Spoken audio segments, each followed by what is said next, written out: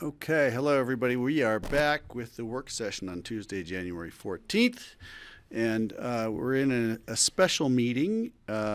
We've adjourned the executive session, and in this meeting we have individual consideration items. This is a one-reading resolution of the Board of County Commissioners appointing Richard Y. Neely III, Pitkin County Attorney. Is someone, John, presenting to us? Or am I just presenting to us? I can do it. Or Rye There's could. hope, but We could have Rye do You it. should present. This is a board you present, decision. Greg. Well, I was the appointed negotiator as chair with Rye, and through several meetings, and input from others, including HR and county management, and input from the community and our board. Our board has decided to bring this opportunity to Rye to represent us as our attorney, and we're very enthusiastic about that. We have a contract.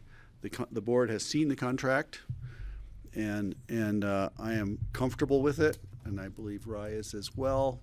There have been some comments regarding how the attorney's office works in relation to the rest of the county staff, and we recognize there are unique differences, and we're acknowledging those in the contract.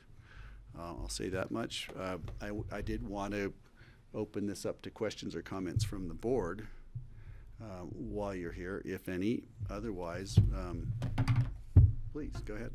I just would note for the public that we did hire a headhunting firm or consultant to help us think through the future of this position, think through the job description and the recruitment. We did conduct a statewide recruitment, and that's because the qualifications of the job require 2 years of membership in the Colorado Bar, and Rye has prevailed as the most qualified candidate, and I know I personally am thrilled to start a new chapter for the board and for Rye's career together. Thank you for that, Kelly. Patty. Yeah, I'm excited that we're finally getting this done, moving forward. We need to bring the county attorney's office as a whole up to where we need it to be with some new staff moving forward, and this now gives us the opportunity to do that. So I want to thank the board for getting this moved along. The only correction I have is the date of the contract says 2024, and we will be signing it in 2025. But thank you. I want to thank everybody for their effort and for supporting Rye. And I know that our previous county attorney, John Ely, would be happy in seeing us move you forward. That's right. Thanks, Patty. Steve. So Rye has been doing a yeoman's job with, having to hire some attorney help from outside on some projects, but being short-staffed, you've done an awesome job of filling in as the interim county attorney, and I'm so glad that we can make this final vote while I'm still a commissioner, because to me it's like really important unfinished business, and I'm glad we can bring it to final form today and have you actually become the county attorney going forward. So, and thanks so much for what you've done. It's been a real pleasure working with you these past 10 years or so. It's been a pleasure for me too, Steve. Thanks. Yeah, thanks. We were hoping to get this done before the end of 2024, thus the date on the contract. Close but enough. I think we're close enough. I was hoping we'd get it done before my term as chair ended, and I think we're getting there. By So half an that hour. part's good. And I did want to say, and I'll hand it to Francie, the work that had to be done this year with an election, with the airport negotiations, with even the most recent Three Meadows contract, which I know you burned a lot of oil on, that you've handled all this so well in this time, the difficult time after John's passing, has really been amazing, and I'm just so grateful that you took it on and you handled it so well that you probably don't even need to hire anyone else. Francie. Well, you pretty much took the words right out of my mouth. I was going to thank you for the grace with which you dealt with the grief of John's loss. I know that was difficult for you, and the way you persevered through that, doing all the work and dealing with your emotions about it, and also the loss of Laura, and then suddenly there you are by yourself in the office, and you've done a really amazing job, so I want to thank you for that. And Thank you. I look forward to continuing to work with you also, Rye. Me too. Here. Can I just Agreed. real Patty, then. quick, I want to add too that, thank you for your staff that helped keep us all keep it together. Jane and Lisa, especially Jane, who we've talked about, I mean, we talk about baking, I mean, she's really been a backup huge for you, and we want to thank your whole staff, and I know they're excited for this day, so. Yeah, thanks for that, Patty. Yeah, they're a critical backbone. Kelly. So related to the resolution, I would like to propose just a friendly edit. In the sixth, the whereas clause, it says, whereas the BoCC finds that it is necessary and appropriate to appoint Rye as the interim county attorney. I'd like to change that to, has been necessary or was necessary. It just seems a little confusing about like which role the resolution is moving him into. So if we could maybe change that it is necessary to that it has been or had been necessary. If that's okay.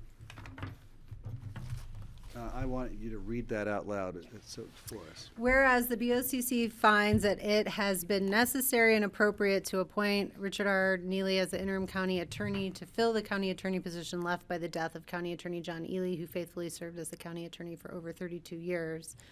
And then it goes on to say, whereas the BoCC finds that it is desirable. Okay. Do we want to use was or has been? Was necessary. Was, okay. So we're going to change that to was. All right, Friendly got it. amendment. Thank Yep, you for Sorry that. I missed that. It was No, that's confusing. okay. Thank you. I just Okay. don't We're want moving to you confuse them forward, what we're don't actually worry. doing We're here keeping today. it moving here. Okay. With that in mind, do I get to ask for a, I think Steve's going to have the honors. I'm gonna grab the honors here. And I did notice that the wording was not quite correct, and I didn't make an attempt to correct it, so thank you, Kelly.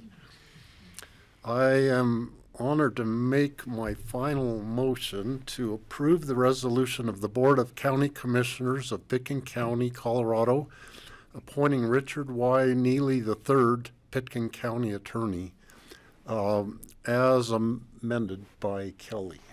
And Thanks, with the Steve. date 2005 instead of I 2004. will second, and then do we need to approve the contract also, or The contract's as part of the Exhibit A reso? to the Okay. resolution. further discussion, if any? Comment from John? Comment?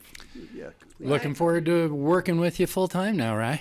And I would just invite Jeffrey up, because Jeffrey's going to be sitting at this table with Rye. Why don't you come up, and I want to invite you to make a comment, and then I'd like to invite Rye to say a few words too, before we vote on this thing. I always like to give him an out, his last chance. So thank you for the invitation, and thank you to Steve Child and to Bob Child and the Child family for years of service. And Rye specifically, I've enjoyed working with you since 2018, so a very familiar face. And thank you for all your guidance and your stewardship, and diffusing issues as they arise and just keeping us focused and executing. So thank you. Look forward to Thank working you. with you as well. Yep. I really look forward to working with you too. Anything else? Anything you want to Um, say? I just want to thank you all for your support over the last year, 6 months. It's been really hard sometimes and really exciting and fun at times even. And I look forward to continuing doing all the good work that I think we do all the time and that you do all the time. So I look forward to supporting that. And I'm just really excited and happy that we're through this part. And thank you for all the hard work on the contract, and that's been really helpful, Greg. So thank you all. Thank you. Thank you for that. I'm going to call a question. All in favor? Aye. Aye. It's unanimous. We have an attorney. we have one more motion we should let Steve do, is to adjourn the special meeting, right? I'm gonna give you every last chance. Well, before I make that motion, though, Jeffrey brought up you mentioned my dad. Between my dad and I, we have served for 29 years as Pickens County Commissioner. And Oh, I don't know gosh. if any of my sons or grandkids will want to be commissioner at some point in the future, but it's like a legacy that I am proud of my dad's and my part of this. As you should be. Yeah, thank you for that. Do you mind if I just say something? Because I was not here as you're being recognized, Steve. And as we welcome Jeffrey to the table, we're always excited for that. But, you know, over the last 20 plus years, I've worked with a lot of commissioners. And I just want to say, Steve, you're calm aplomb through difficult issues. Your creativity always at the table, which always surprised me.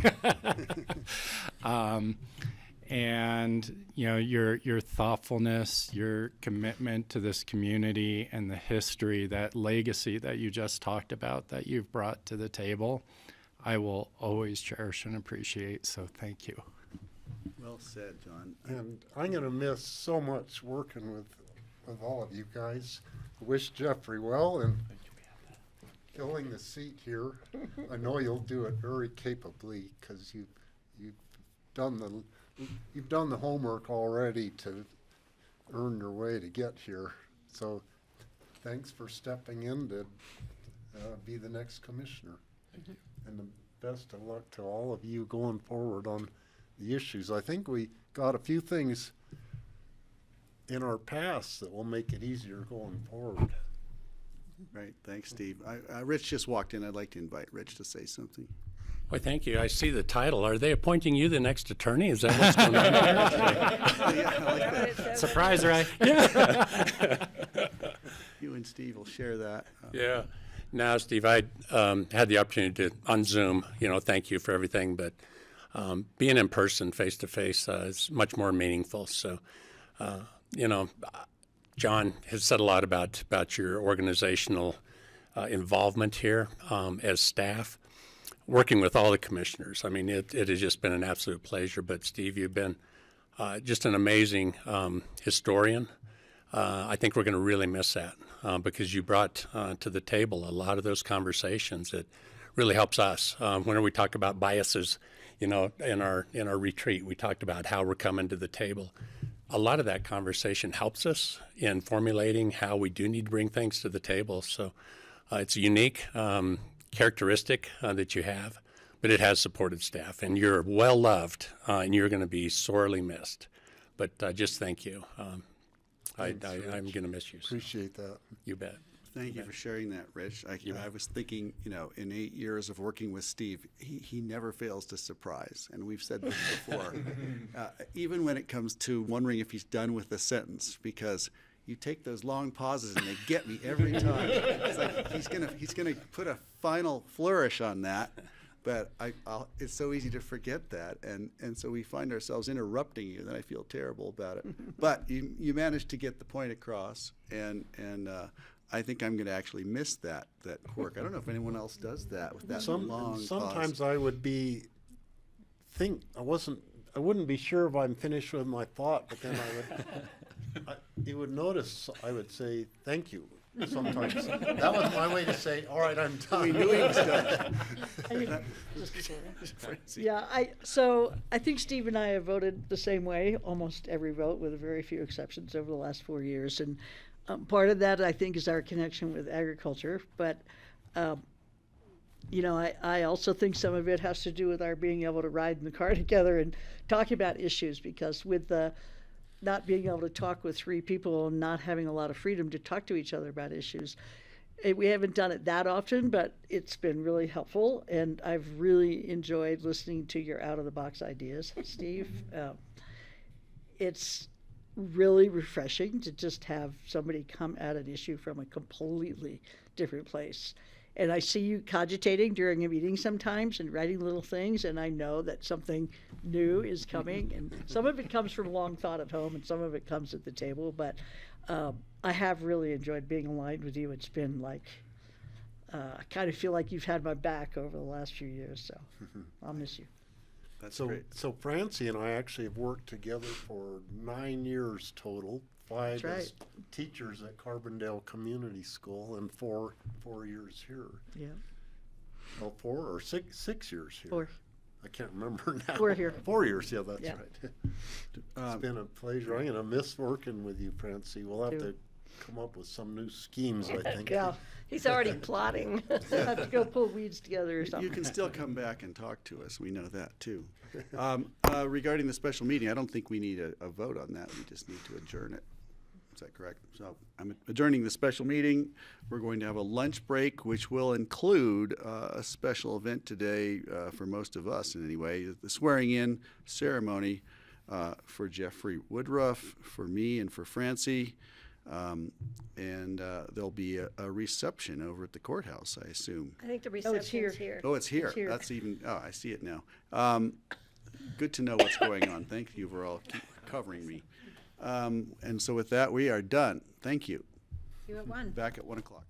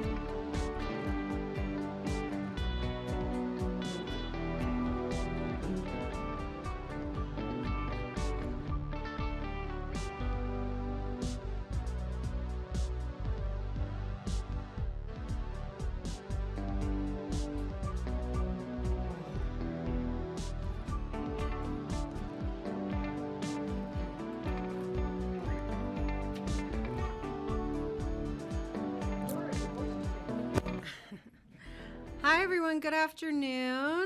This is the Pickens County Board of County Commissioners work session on Tuesday, January 14th.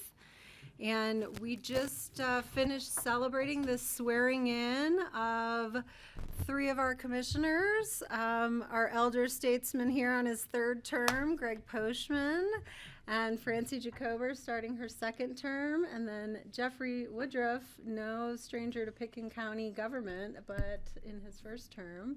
Welcome. It's nice to have you here. And with that, last week we circulate the chair and vice chair positions every year, and the board has nominated me as the chair of the board for 2025 and Jeffrey as the vice chair. Congratulations. Oh, why, thank you. You'll do great. Thank you. But the first order of business for me as chair is to honor our outgoing chair, Greg Poshman, Oh, wow. with just a little thank you note from us for all of your leadership. Oop, it looks like There's a one-way ticket in here. there you go. Please use it. And I just want to have a check-in. Are we good on IT, Andorra, grassroots? Okay, great. Okay, great.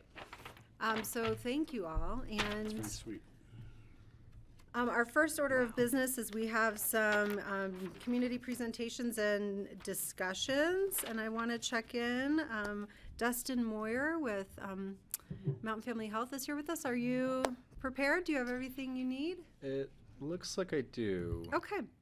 And so we have invited Dustin to come in and talk with us about Mountain Family Health Centers and, the health of the organization and some things that we should be thinking about in terms of, the policy issues that are coming up with a state budget deficit. And so we're really grateful to have you here. We, Dustin and I touched base a little bit before this meeting. He is happy to invite questions during his presentation. So we'll let him get started, and then I'll kind of keep an eye on board members. If you wouldn't mind just raising your hand, and I'll acknowledge people in the order that they've raised their hands, and we'll have a discussion here as our first order today. Does that sound good? Sounds great. Okay. Welcome. Great. Well, thank you to the commissioners for having me. I might just take a few minutes to introduce myself and then provide a brief reintroduction to Mountain Family Health Centers. So my name is Dustin Moyer. I'm a patient and CEO at Mountain Family Health Centers. I have been in the role for 11 months now, so still getting up to speed. And had joined the organization as I'll share at a very interesting time. For those that aren't familiar with Mountain Family Health Centers, we are a community health center, which means that we have federally designated status. And in exchange for that federally designated status, we receive a base grant from the federal government, and then also receive funding in an alternative way for our Medicaid patients. And in exchange for that, we guarantee that we do a few things somewhat differently than private practice. Probably most importantly is that we serve everyone regardless of their ability to pay or their insurance coverage, and that we maintain a sliding fee scale for uninsured patients. The other thing that we do that I think is somewhat unique and a real value add for our approach is that we provide integrated care. So that means if you visit any one of our clinics, you can access primary care, behavioral health services, in addition to medical primary care. Let me scroll down here. Again, this is our mission. We're improving the health of our community by providing integrated care. And then going further down, there's some studies that I allude to here that look at the total cost of care for community health centers and our non-community health center counterparts. What it indicates is that integrated approach is a cost savers to the system.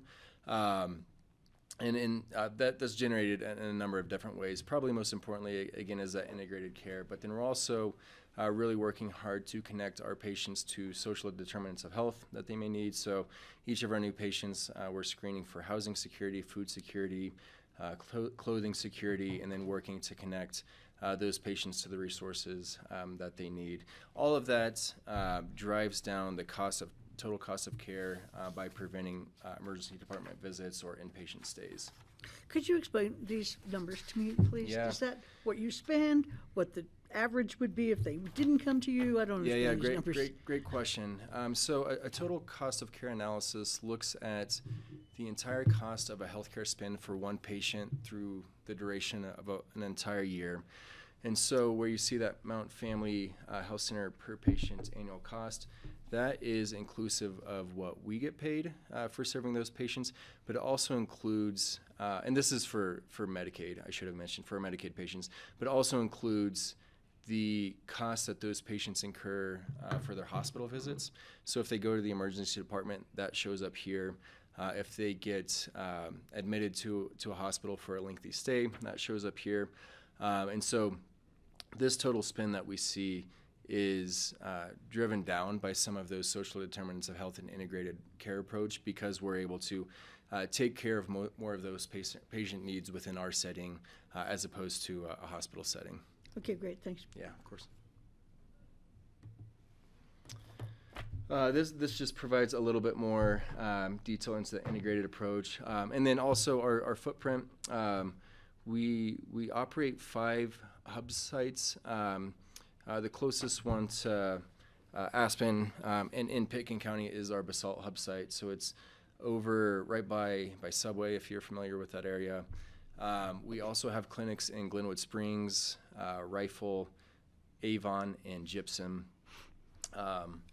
And then we manage 3 school-based health centers currently, which are in Avon Elementary School, Glenwood Springs High School, and Roaring Fork High School in Carbondale.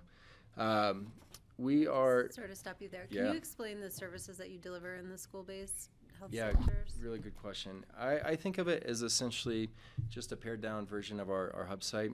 We do provide integrated care in those settings, but we just do so with less staff. And so the students, the young people that we serve in those school-based health centers are able to access the full suite of care that we provide. So they're getting medical, dental, and behavioral health? Yeah, the dental services is usually more screening and preventive care rather than full service. But for any patients that have higher acuity needs, we're able to refer them to our hub site. Yep. Are you in the Other schools all the questions? time, Sorry. or are you called in, or? We have standing hours, so we're not there all week, but we're there depending on the school 1 to 2 days per week, where we're fully staffed. I'm sorry, I was distracted by Yeah, plugging my all good. computer in. I apologize. Could you repeat that? Yeah, so we have standing hours. It's not full time, but it is 1 to 2 consistent days a week for each school. Awesome. Are you done, Francie? I'll go to Greg. Yeah, okay, great.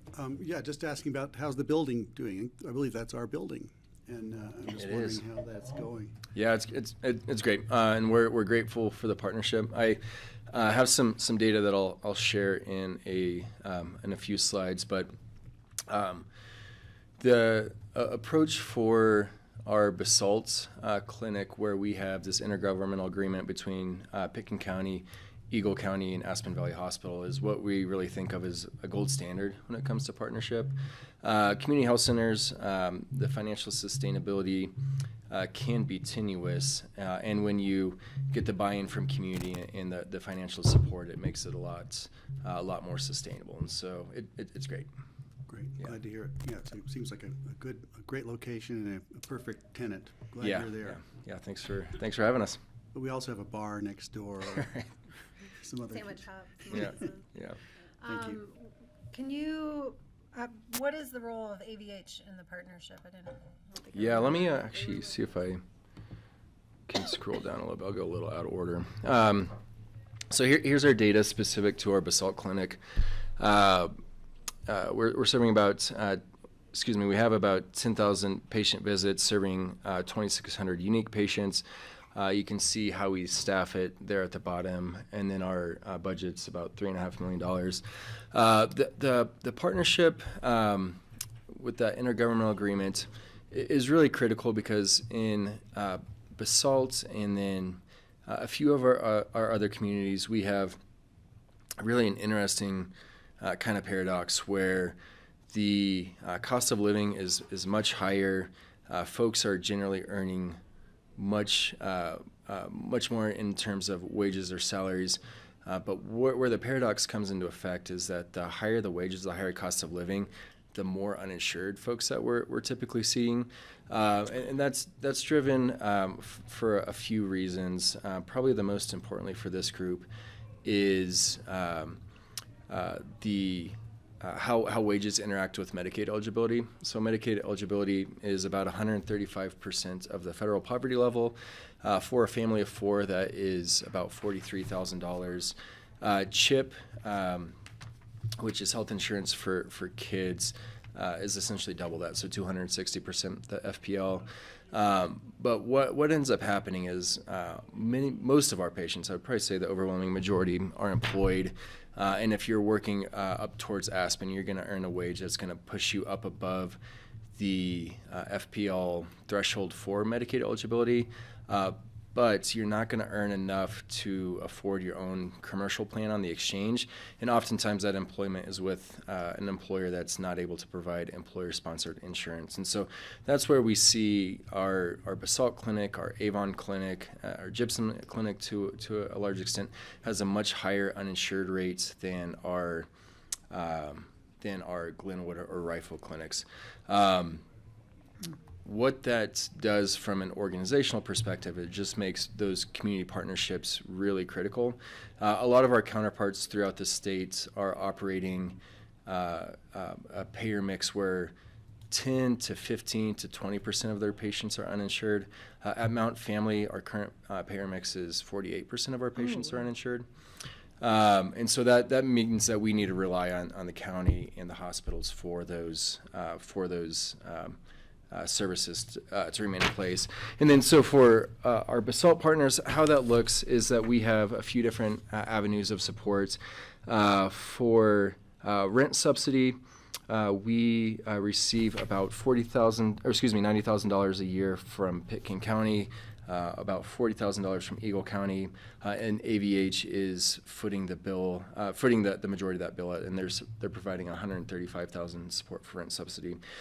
We also have a separate provision that looks at our total number of uninsured patients that we see, and then AVH, Pitkin County, and Eagle County essentially provide a per member per month subsidy to ensure that we're able to continue serving those patients. It equates to a $30 per member per month payment, and AVH assumes 51% of that payment. Pitkin County is on the hook for 34%, and Eagle County is 15%. Did you have a question? Just, yeah, thank you. I'm wondering, is Dr. Misner still there? Is Gail still? Yeah. Okay, great. You've got a great doctor on staff there. I thought they were still there. Yeah, absolutely. We do have the good fortune of having an exceptional provider team, and Gail's certainly part of that. She's on our Board of Health up here also, good. so you've got another connection. Yeah, wonderful. Great. Thanks. Thanks, Greg. France?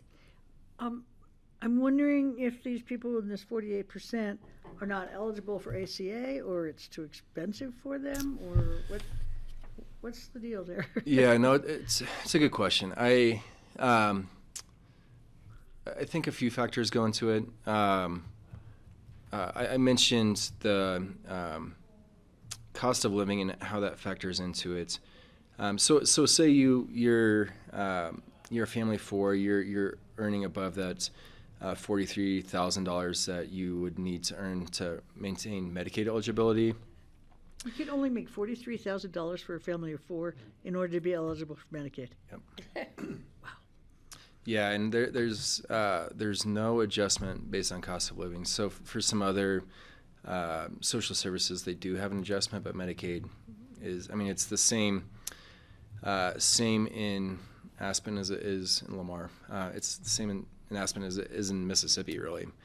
And so those families are eligible to purchase a plan off the exchange, and they do qualify for subsidies. I think the last time I looked, those, even with subsidies included, you're still looking at a $4,000 to $5,000 out-of-pocket expense for your premiums for Really? those That much? exchange plans. which, as you guys know, I'm sure you hear from your constituents, that's $4,000 or $5,000 that you could put to rent or to groceries or a whole host of other expenses that we know are much higher out here. That's through ACA, that it's that expensive. Mm-hmm. Yeah. And are undocumented people eligible for ACA? A good question. There are a few coverage options for folks that don't have documentation. The standard exchange that's in place, folks without documentation are not able to access subsidies. However, there is a Colorado program that's called Omni Salud, which is run through the state. It is authorized by the Division of Insurance and administered by Connect for Health Colorado, and it does allow people to access those subsidies regardless of documentation status. The challenge there is that the state only has funding to subsidize 11,000 spots. That went live for this plan year at the very end of last year. Our outreach and enrollment team was on staff at all of our sites to support folks to enroll it. 11,000 slots within an hour statewide. I can imagine. I'm sorry? I can imagine. Yeah. And Dustin, I think it's important to note for the public that there are no barriers to receiving your services, though, based on immigration status. There's Yeah. no barriers receiving that? Yep. Oh. Yeah. Yeah, John, thanks for raising that. That's part of the mission of Mountain Family, is that even folks are coming without insurance. We don't ask about immigration status. Anyone who calls us can schedule an appointment. The other just quick wrinkle in coverage options for folks without documentation that I'll mention is Cover All Coloradans, which is a state policy that went live on January 1. It is essentially a Medicaid program funded exclusively through state dollars that expands coverage for folks who are pregnant and kids, regardless of documentation status, and that is essentially is Medicaid coverage. I got an email this morning saying about 10,000 Coloradans have already enrolled in that. We know anecdotally that there's a few of our patients that are interested in it, and we're just facing some uncertainty in our community's willingness to sign up for that program. So that's something that we're watching really closely. Thank you. John, did you have anything else you want to throw in right now? I'm sure I will, but not Okay, sounds good. Okay. Keep it moving. So here's that payer mix that I mentioned. That 44% that is in unique patients. That the 48% is encounters. But you can see that our Basalt clinic, we have a higher number of uninsured patients and a reduced number of Medicaid and CHIP enrollees.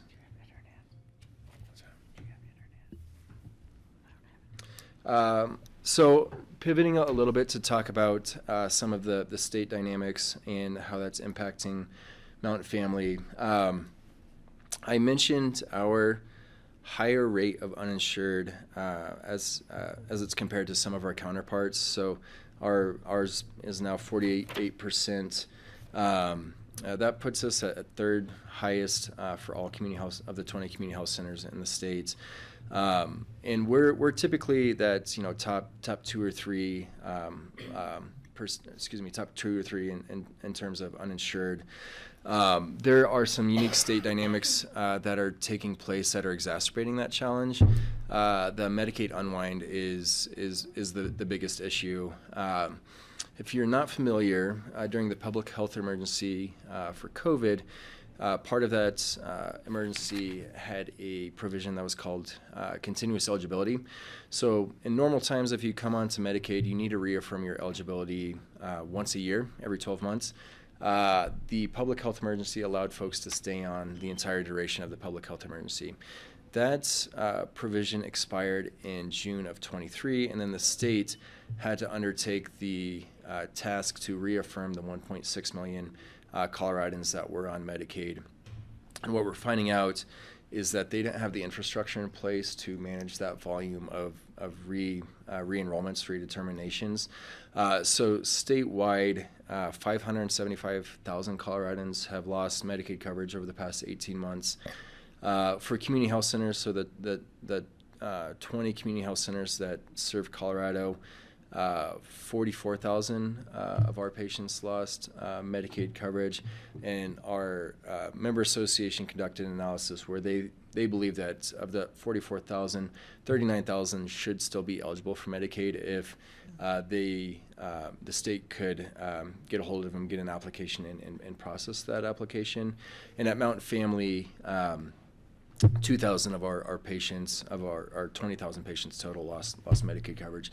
And again, we think over half, well over half, should still be eligible if they could navigate that system. But what that's done in terms of a impact on our patients and our organization, as John alluded to, we're still serving those patients and supporting them to re-enroll in Medicaid where we can. But as you know, the health system is complicated, and you know, if any of these patients would need specialty services or take a trip to the ED, they're going to end up with a hefty bill, and just the, I think, uncertainty that comes with navigating the healthcare system without insurance is daunting for the patients that we're serving.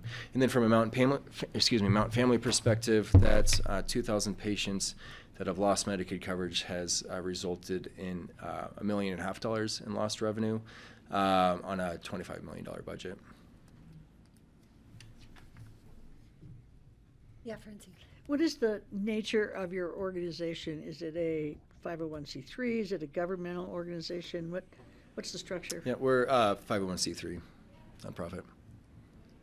And so do you do fundraising beyond what the government, different governments provide for you? Yeah, great question. We have a very interesting business model. It's not one I would ever recommend to anyone. But in order to meet that community need and serve those 20,000 patients that we're serving, we are pulling from a lot of different sources. The biggest source of our revenue is patient services revenue. So someone with Medicaid or commercial coverage comes in, we serve them, we bill their insurance. Looks a lot like any clinic. We also receive a federal base grant for our community health center status. That comes to be about 11 to 12% of our total budget. So not a huge percentage, but really important. We also receive funding through the state, through their primary care fund. So this is mostly tobacco tax that is matched federally and then distributed to clinics that are providing care to a large number of uninsured and indigent patients.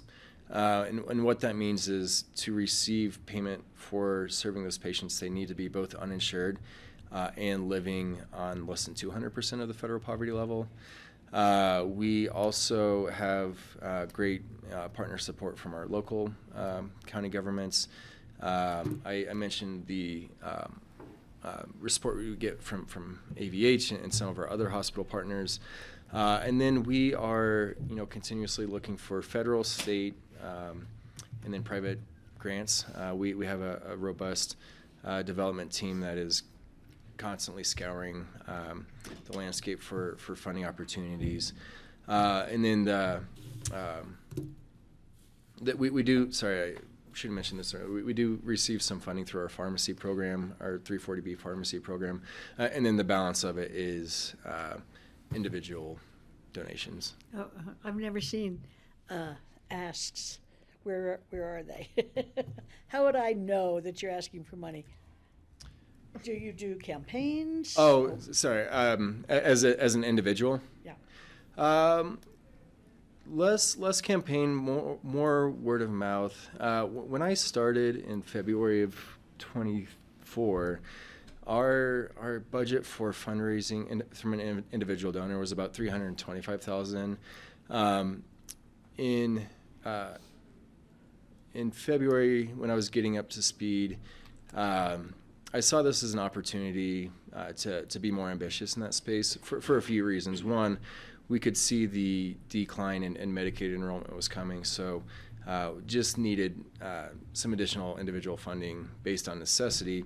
And then two, I look at the footprint that we serve, kind of sandwiched between Aspen and Vail, where I know there are folks with resources who really do care about access to medical care.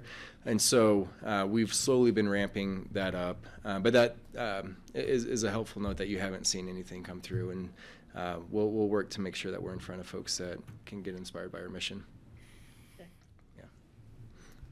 I wanted to ask, this might be for John. John, can you, and I realize that I probably should have asked to invite Lindsay to come here, Lindsay Mage, but I'm curious how is our Department of Human Services interfacing with helping folks to get their Medicaid eligibility processed or anything like that? Yeah, no, that's a constant effort, and certainly something that we've spoken with Mountain Family Health as far as how can we coordinate our staff, maybe being on site at certain points, and participating in events and such. It's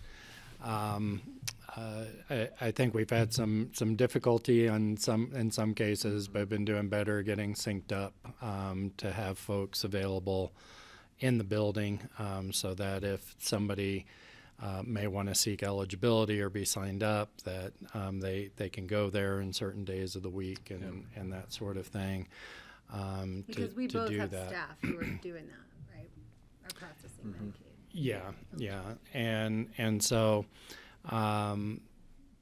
it's, the real challenge is the Medicaid expansion, I think, going away as what was previously indicated, and the priorities of the new administration coming in and how those might affect those uninsured numbers. But we've certainly focused on partnering with Mountain Family Health and anyone else we can for the Medicaid sign up, because we do see that as critical, particularly for this partnership. Yeah, and I'll echo that. John and Lindsay and the team have been really great partners. We maintain an outreach enrollment team similar to the counties, and our folks are super busy. So we do our best to leverage the resources that we do have, and have found some progress in partnering with the various counties that we're working with, including Pitkin. I mean, I think I recall hearing Lindsay say that it takes a while to get people trained up to process the applications. At the state level? Like on our end, On just our our end, own too. staff who are processing these Medicaid applications. Yeah, the Medicaid enrollment process is not simple, and so one of the things that I think is really important from our mission perspective is having the resources to help our patients navigate that complex system, and it's another staff person. It is quite a bit of training that goes into it, and I see it as one of the critical ways we deliver on our mission. Thank you. Francie. I'm wondering about the compensation that your providers receive compared to if they were in private practice or at the hospitals, or, I mean, is this a major sacrifice to work for Mountain Family Health? It's a really good question. I'm trying to think of how I want to answer that. I think that one of the most powerful recruiting tools that we have is the mission. Yeah. And we do our best to remain competitive in terms of wages and benefits when looking at our competitors in the region. And I think that the mission and who we're serving is what helps our retention numbers. I'm sure. Yeah. Are we okay? I just wanted to check in on IT. Okay, great. Whenever you come in, I'm like, are we on? Are we, okay, all right. Go ahead, thank you. Yeah, keep going. Yep. So there are a couple of developments that are the result of those ongoing state challenges that I mentioned. So when I started in February of last year, it was evident that the impact of the Medicaid unwind was going to be much more challenging than had previously thought. The estimates from the state that we were using in terms of forecasting how many folks would lose Medicaid were off by quite a bit. And so the first few months that I was in the office, we had to make difficult decisions very quickly. Those decisions included layoffs, included restructuring our behavioral health strategy, included streamlining a lot of our administrative processes, and then in just the past couple months, actually effective in December, we did have to close 2 of our school-based health centers, and those were both in Basalt Middle School and Basalt High School. The reason that we chose to close those access points were a few. One is just the challenge in sustainability. As a general rule, the more patients your providers can see throughout the day, the more sustainable you're going to be. We're really hoping some of this value-based purchasing comes to fruition, but we still largely live in a fee-for-service environment, and so we need to see quite a few patients to make sure that the organization's sustainable. Didn't have that same potential patient volume in the Basalt school-based health centers, and then I think equally important is the opportunity for consolidation at our Basalt hub. So we did close those 2 access points, and I don't want to downplay the impact that'll have on students, because it is less convenient rather than just popping in over lunch or between classes. But we were able to consolidate our entire staff that were working at those school-based health centers at our Basalt hub. So our Basalt hub pediatric services capacity expanded, and we do have the good fortune of having that hub less than a mile between the 2 Basalt clinics, and we're continuing to work very closely with the Roaring Fork School District to ensure that students are able to access services, albeit at the hub site, still in a convenient manner. Questions about that?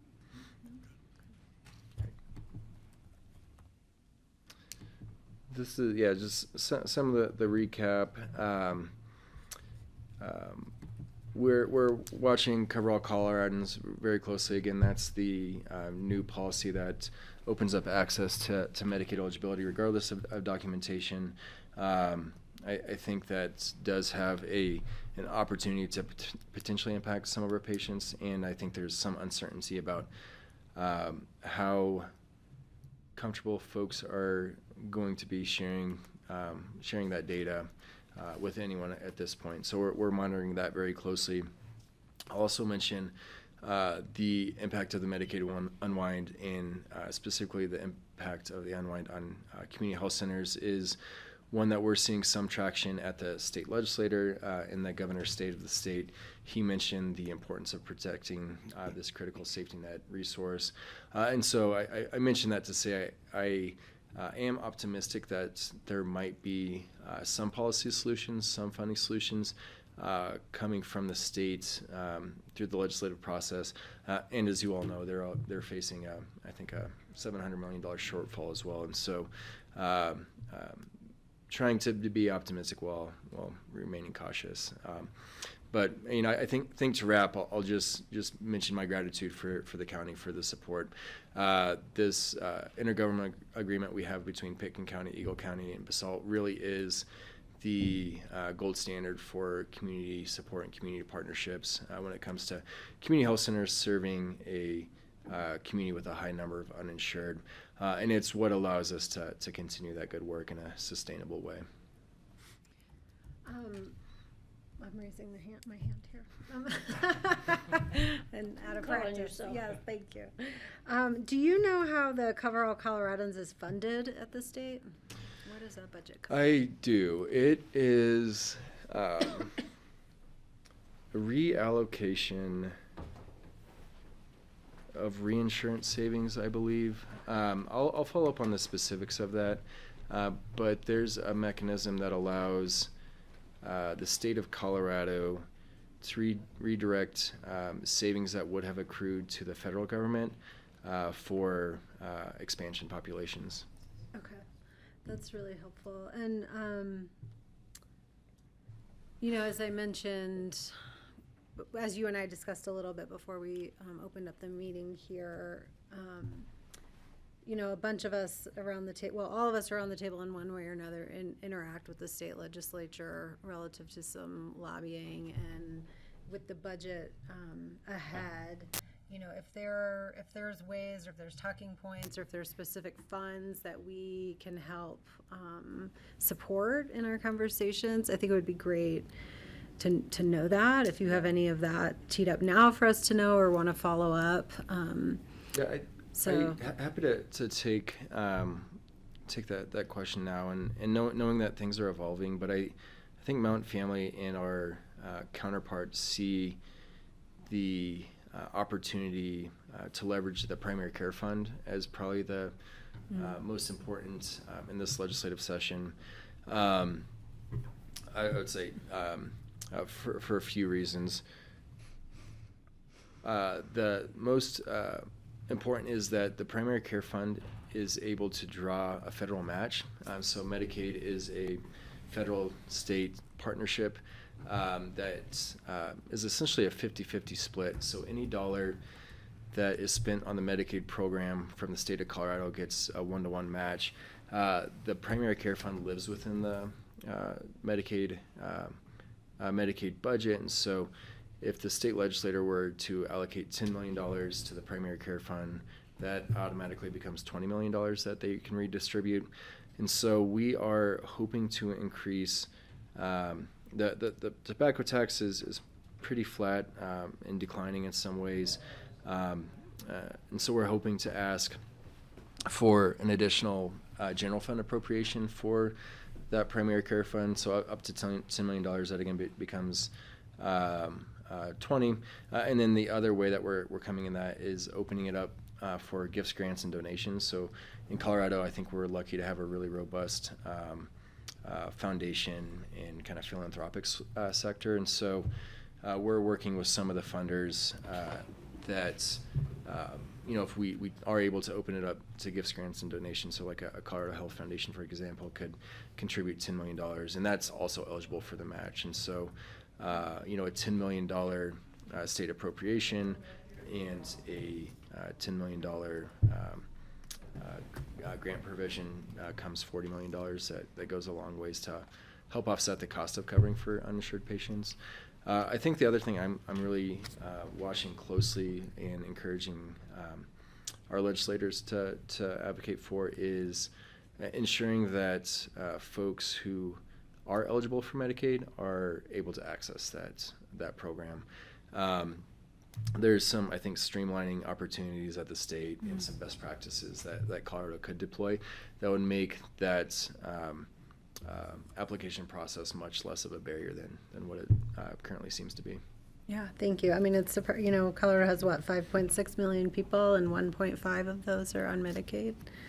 Yeah, I think it was a lot. 1.5 million at the end of the unwind. It's probably close to 1 million now. Yeah. Okay. Other questions? Are there anything you want to help us think I through would as we just note support that, them? Since Dustin's come on, I know we'd raised some, just as partnerships mature, you learn things and such. And Dustin, you've been very responsive, and I think you brought on some really good people in the midst of having to make some really tough decisions. And so, this is a partnership I'm particularly proud of that we've been able to form, and I think Dustin's come on as a really great steward of that partnership. There's going to continue to be some tough decisions ahead, I think, for all of us as partners.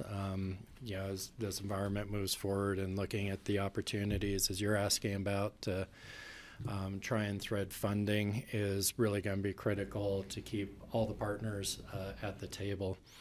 And I'd also note Dustin is also on the VHA board, and so is involved in those efforts to look at both how we reduce, and frankly, Mountain Family Health is a model for a lot of the practices that we need to and are trying to put in place across practices in the valley. And so that's been really helpful. So we're getting a benefit beyond just our partnership in that regard, but also on the flip side, working to bring other options into the valley through the exchange program and Affordable Care Act, particularly working with Rocky Mountain Health Plans and such to try and have an alternative that is supporting the practices, for example, in primary care and such. And so,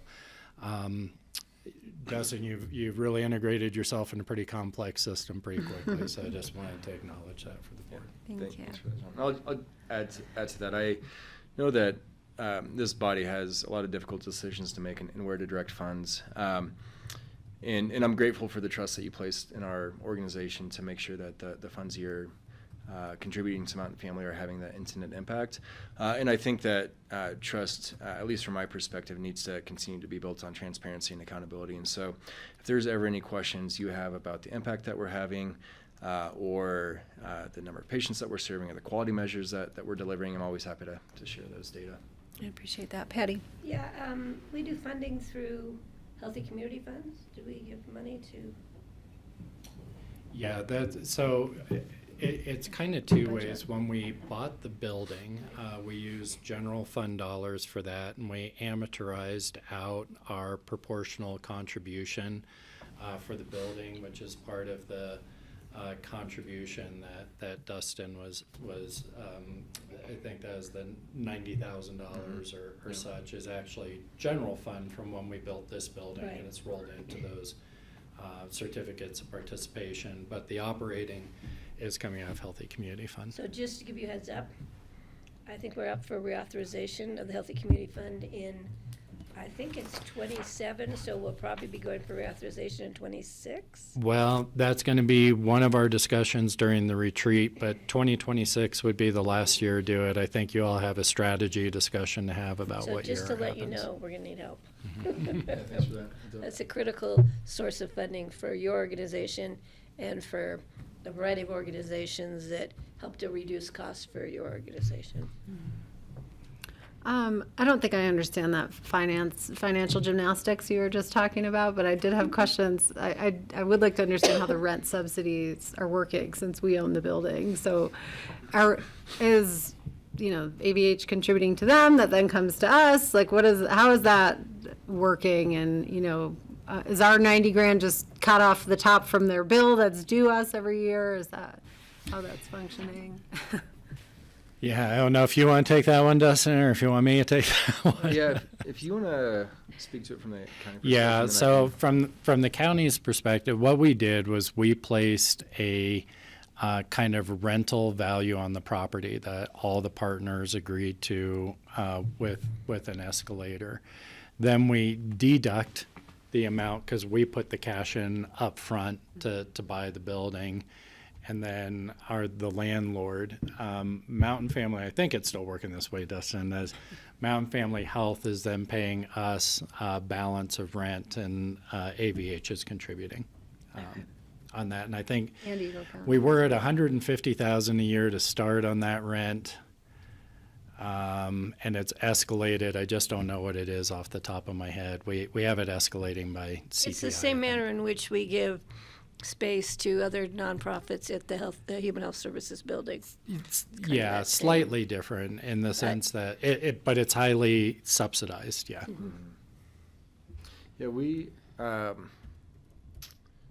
of track these things both in terms of cash and in kind. The numbers I was alluding to. Well, and I'll just ask John another question while you look that up. Yep. Is do we need that rent to make the building perform a function? It was part of just when we put the agreement together, when we first proposed this in 2018, it was a pretty novel idea. It was not, it wasn't really on the board's radar screen. And so what we tried to do was keep Mountain Family Health roughly at a subsidized rent that they were paying AVH for a much smaller space. So we carried that Across the street. forward. And then we figured out a way to, I think it's almost triple the space from what you're in, if I remember correctly. But we wanted to keep their pro forma the same, and so we figured out how to divide the subsidy among partners. And so that was acceptable to Mountain Family Health. Really, it's completely at the board's discretion now. We entered into an intergovernmental agreement, or actually interorganizational agreement, because we have a nonprofit that defined all of these terms. I want to say that is back in 2017, 2018. With the escalators, we've modified that once to go to a per member per month that was described here. We do include those revenues in our budget each year. If that was something that the board wanted to change as an obligation, that's something that this board could do. We'd want to talk about how it affects the other partners. We didn't really do a pro forma beyond basically what we were trying to cover was the additional debt that we are having to take on when we built this building to also buy that building at the same time. And that worked out to conveniently about $150,000 also, which is about what Mountain Family was paying at the time. So it all kind of came together. That's how we got there. Is there a lot of logic behind it? Not necessarily, but it's what brought all the partners to the table and we were able to agree on at the time. I guess, I remember sort of during that, I think one of my very first meetings was the ribbon cutting, or like Oh, even that's before right, yeah, swearing in, yeah. maybe like the day before swearing in was the ribbon cutting at the Yeah. new facility. But I remember us having discussions, long before Dustin's time about significant concerns about their budget, right? And just really being worried whether Mountain Family was going to sustain as an organization. So I guess I would just wonder if we need to collect those rents at all, if things are really tight or they're in a risky situation about being able to continue to provide resources to patients. $150,000 is, it's not nothing. It's 10% of what their budget gap is. So I would just throw that out there. I don't think that's something we would decide right now as a board, but maybe something to consider and watch depending on how the budget goes this year at the state. And whether we're successful with recovering Medicaid qualified patients. That was my next question. And Was about the rent. Yeah, and one of yes, this board has that ability. One of the things I think to recognize also is when we went to the per member per month calculation, my view of that, and I think you would agree with this, is that we shifted some of the financial risk from Mountain Family Health to the partners, because that per member per month will fluctuate. And so we are worried about the budget, but one of the things that we probably want to look at is, do we want to keep it there so that all the partners are sharing in that risk, or do we take 100% of that financial risk? But yes, Kelly, we can absolutely forgive that. That's absolutely at this board's discretion. You could pay him to be in the building if you wanted to, but that's really at the discretion of this body. But one of the reasons we went to the per member per month was recognizing this change. It does put more risk on the partners, and as partners, we put more pressure on Dustin then to find other revenue sources. Right. Yeah. Okay. Yeah, I for those reasons that John outlined, I do really appreciate the per member per month arrangement because it does allow us the sustainable revenue streams to continue serving the high volume of patients that we're serving, while minimizing some of the financial impact risk to Mountain Family. It's spread over the three community partners. There is a threshold, kind of a budgetary or paying threshold probably for the partners though, which is what we're always trying. Yeah, That's sure. the tension at the table when we're not Of not course. tension in a bad way, but that's what we're always trying to manage, and why you see Mountain Family Health taking, I think, in some cases, pretty aggressive steps to manage costs. That helps reduce that subsidy need. Okay. I think that, Yeah. I mean, I just might add, I am so grateful for those three community partners that have stepped up in a really meaningful way that allows us to provide services to everyone in the community. And just want to recognize that the reason that you have to do that is because healthcare access and coverage is so far out of reach for so many folks. So it is definitely a commendable step and commitment from those community partners, but in a lot of ways it's local communities solving broader systemic challenges. Yeah, 100%. Francie, you had your hand up. Does your facility in Glenwood receive support from Valley View or Garfield County? We do, to a lesser extent. We are in a Valley View space, so we're in a Valley View clinic space that they subsidize entirely, and then we do receive a small grant from the from Garfield County. Those are conversations I'm continually having. It is a little less pressing, I'll say, just because our payer mix is a little bit better in in Glenwood Springs and Rifle. More of the patients that we're serving are eligible for Medicaid in those two clinics. And I'll be candid, I do think there's probably opportunity for strengthening those partnerships. Did go you ahead, just please. get some money, a gift from Basalt? We did. We received a $50,000 grant from Basalt. We want to thank just at the Basalt end for of last doing year. that. A one-time. That's how it was framed, yeah. Yeah, but that was really helpful of Basalt. Good practice for Yeah, them to absolutely. do Yes, Greg. Are there any other obvious target partners out there that haven't come in yet, other than the ones mentioned? No, I think those are the obvious ones. I think the counties and the hospitals, our incentives are more aligned than some of the other partners. I think, from a county perspective, I don't want to speak for this body, but I think there's an advantage to having access to primary care for the constituents in the county. I think from a hospital perspective, the alignment and incentives is the assurance that we're providing care in a more appropriate setting in the emergency department. We mentioned the municipalities. Basalt did provide the grant. I think they're another partner that we'll continue to work with. And then less on the funding side, but I do think it's worth mentioning is that we do have pretty strong relationships with other service providers, both medical, behavioral health, and then social service providers. Because as I mentioned, quite a few of our patients do have more social determinants of health needs that we're able to refer to the appropriate partners. So that's my perspective, and I'll say that I am always willing to take a call to sit down to lunch, because I think in order to continue to provide this critical service, we need buy-in from a broader swath of the community. Sure. I was just wondering, we should hit Aspen up on their tobacco tax, right? Other questions for Dustin?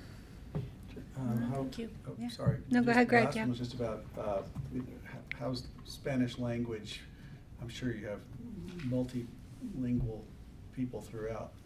Yeah, that's a really important point. Close to 30-40% of our patients prefer to receive care in Spanish.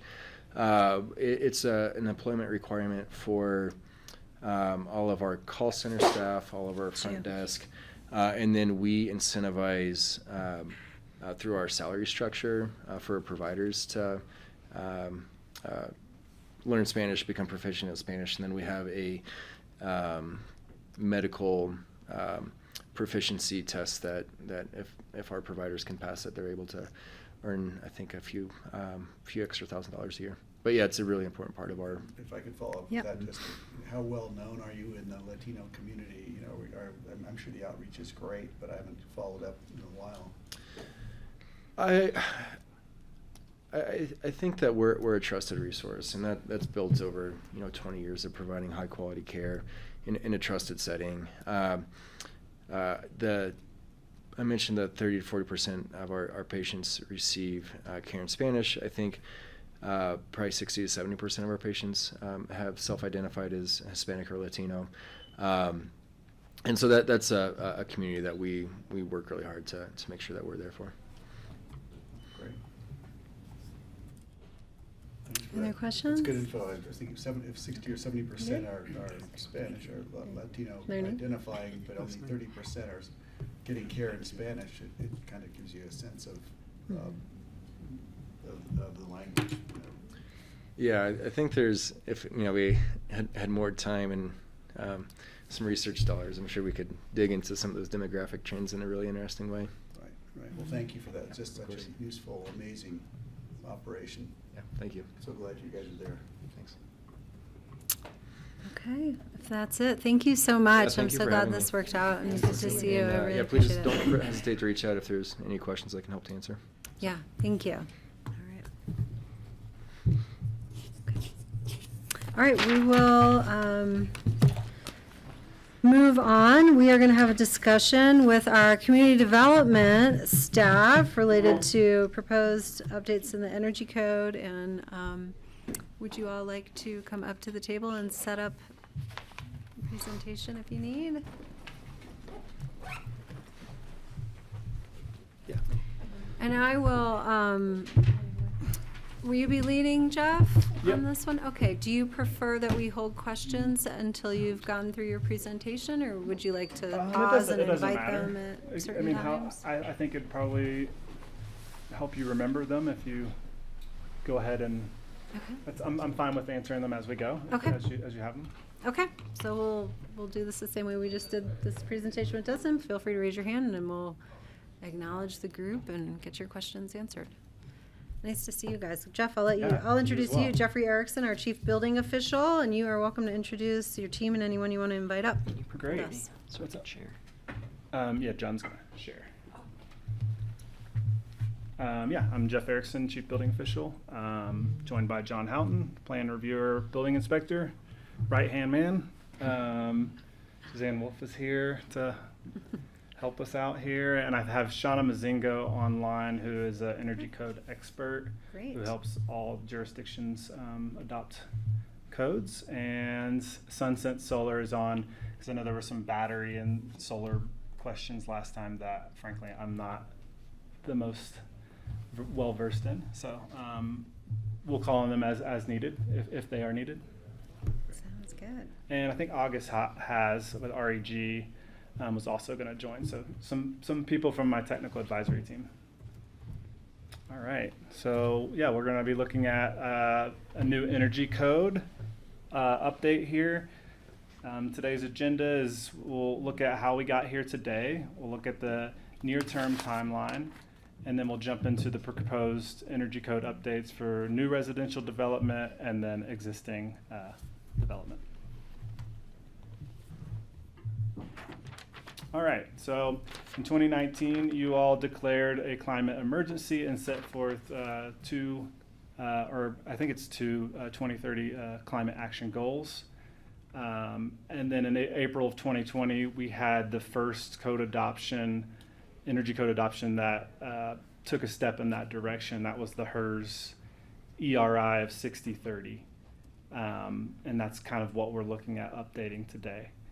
Then January 23, we had the 2021 ICC code adoption, and that didn't necessarily affect our new residential code requirements. So our residential code requirements live in Appendix A, which is an appendix to the ICC, and we didn't update that at that time. So now we're looking at doing that now. In April of 2024, we had the exterior energy budget code update and the electric ready provisions, and that was kind of the low-hanging fruit, something that we needed to take care of right immediately.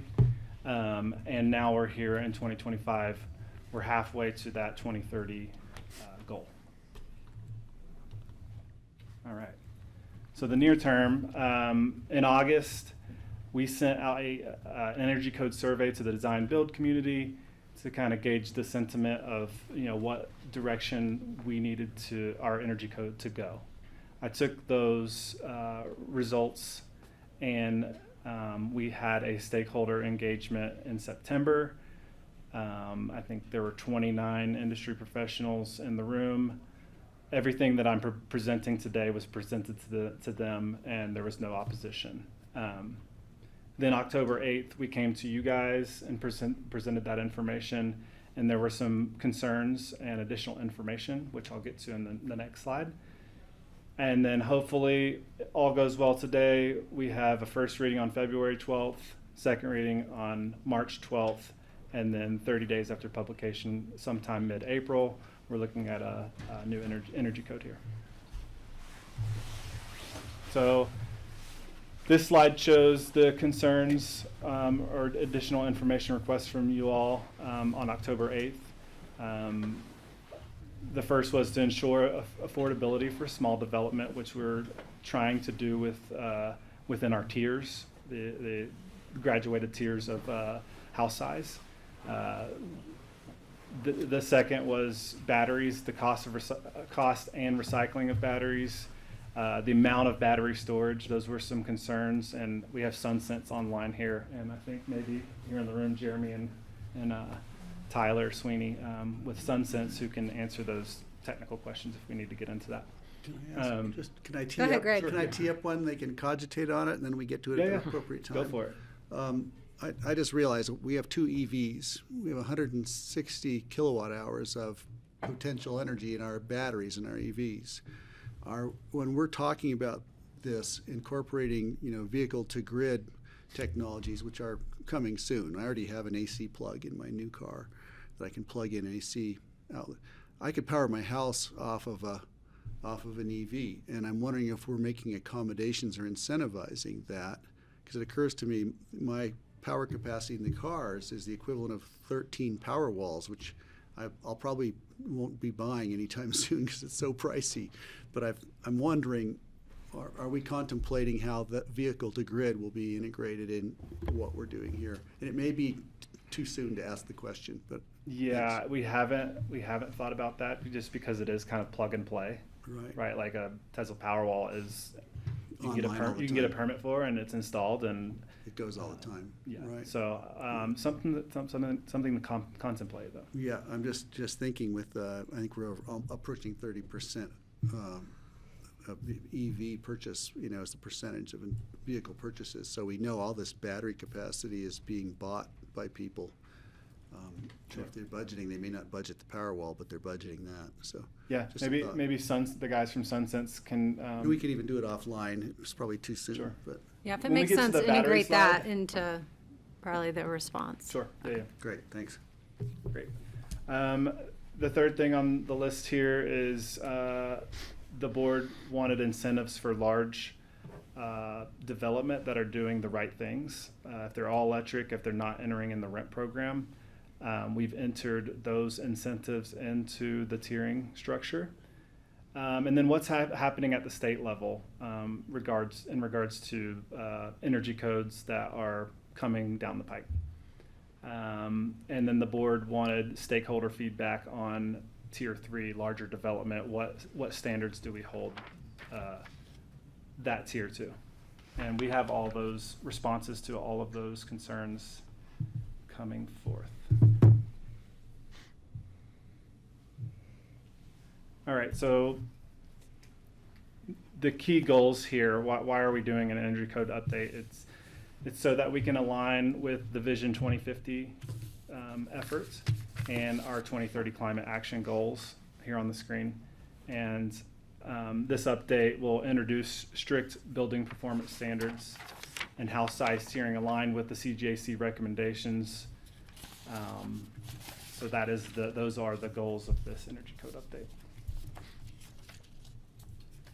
All right, now we can jump into what those updates are. And this is the next 10 slides or so will be strictly new residential. So get the remodel addition thing out of your head. It's new. So the first thing we are looking at doing is revising the energy rating index baseline. So we in 2020 adopted the HERS energy rating index, and that is a way for us to measure how much energy consumption a home is using, or project out what we think it will use on an annual basis. So if you see the little grid on the right here, the higher on the scale, the less energy efficient the home is. The lower on the scale, as you can see at that 0, we're looking at a net zero energy home. That means that the home uses as much or produces as much energy as it uses on an annual basis. So that's our goal. So what we want to do is we want to lower our requirement from 60 down to 50. Anything below 50, we're hearing, is really, really hard to achieve. Somewhere in the mid 40s to lower 40s, and you're looking at passive house requirements, which are really, really hard to get here. What requirements? Passive house requirements, just like extremely efficient buildings that tend to change the architecture of the building, change the percent of glazing, those sorts of things. So we're landing on 50, and for a number of reasons. The significance of lowering the baseline is so that we can protect the thermal envelope of the building. So this 50 is a score that you get before you put any renewable energy on the structure. So the 2021 IECC says you have to meet a 53 if you use the energy rating index pathway. Well, you can use, and Shauna may jump in here, but I think in 2021 you can only use 5% of your solar to get to that 53, but in the 2024 code they got rid of that. So I'm not sure why the IECC got rid of that, but the significance there is you can have a really crappy home and you can put a bunch of solar on to get to 53. We're trying to get away from that. We want a really, really great home before you put solar on, so that if the solar gets pulled off, it doesn't compromise the integrity of the building. August has his hand up. Yeah. I see that. Thank you. I don't know if August is part of your presentation, so I can defer to you if you want to bring people in. August can jump in at any time. Okay. Good to know.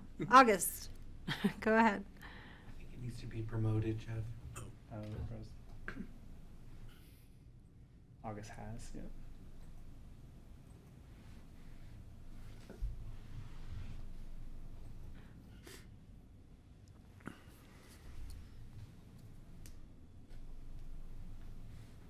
Hi, August. Go ahead.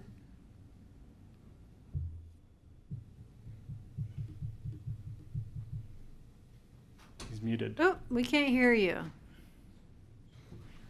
Muted on my end.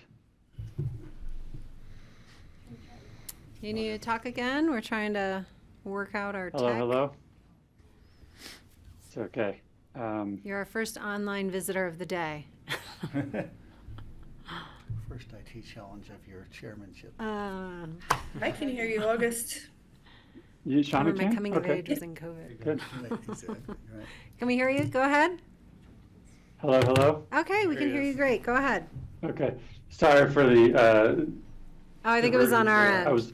was really just trying to get promoted up as a panelist in case Okay. I needed to talk, and it wasn't working through the channel it's supposed to. So we're all good. Sorry to hijack the conversation. All good, all good. All right, Jeff, keep going. All right. So it's important to note that there's a new code being developed at the state level. This is the Model Low Energy and Carbon Code that jurisdictions will have to adopt as a minimum standard on July 1st, 2026, if you update a code on that date or after. That requires homes 3,500 square feet and less to meet an ERI of 50.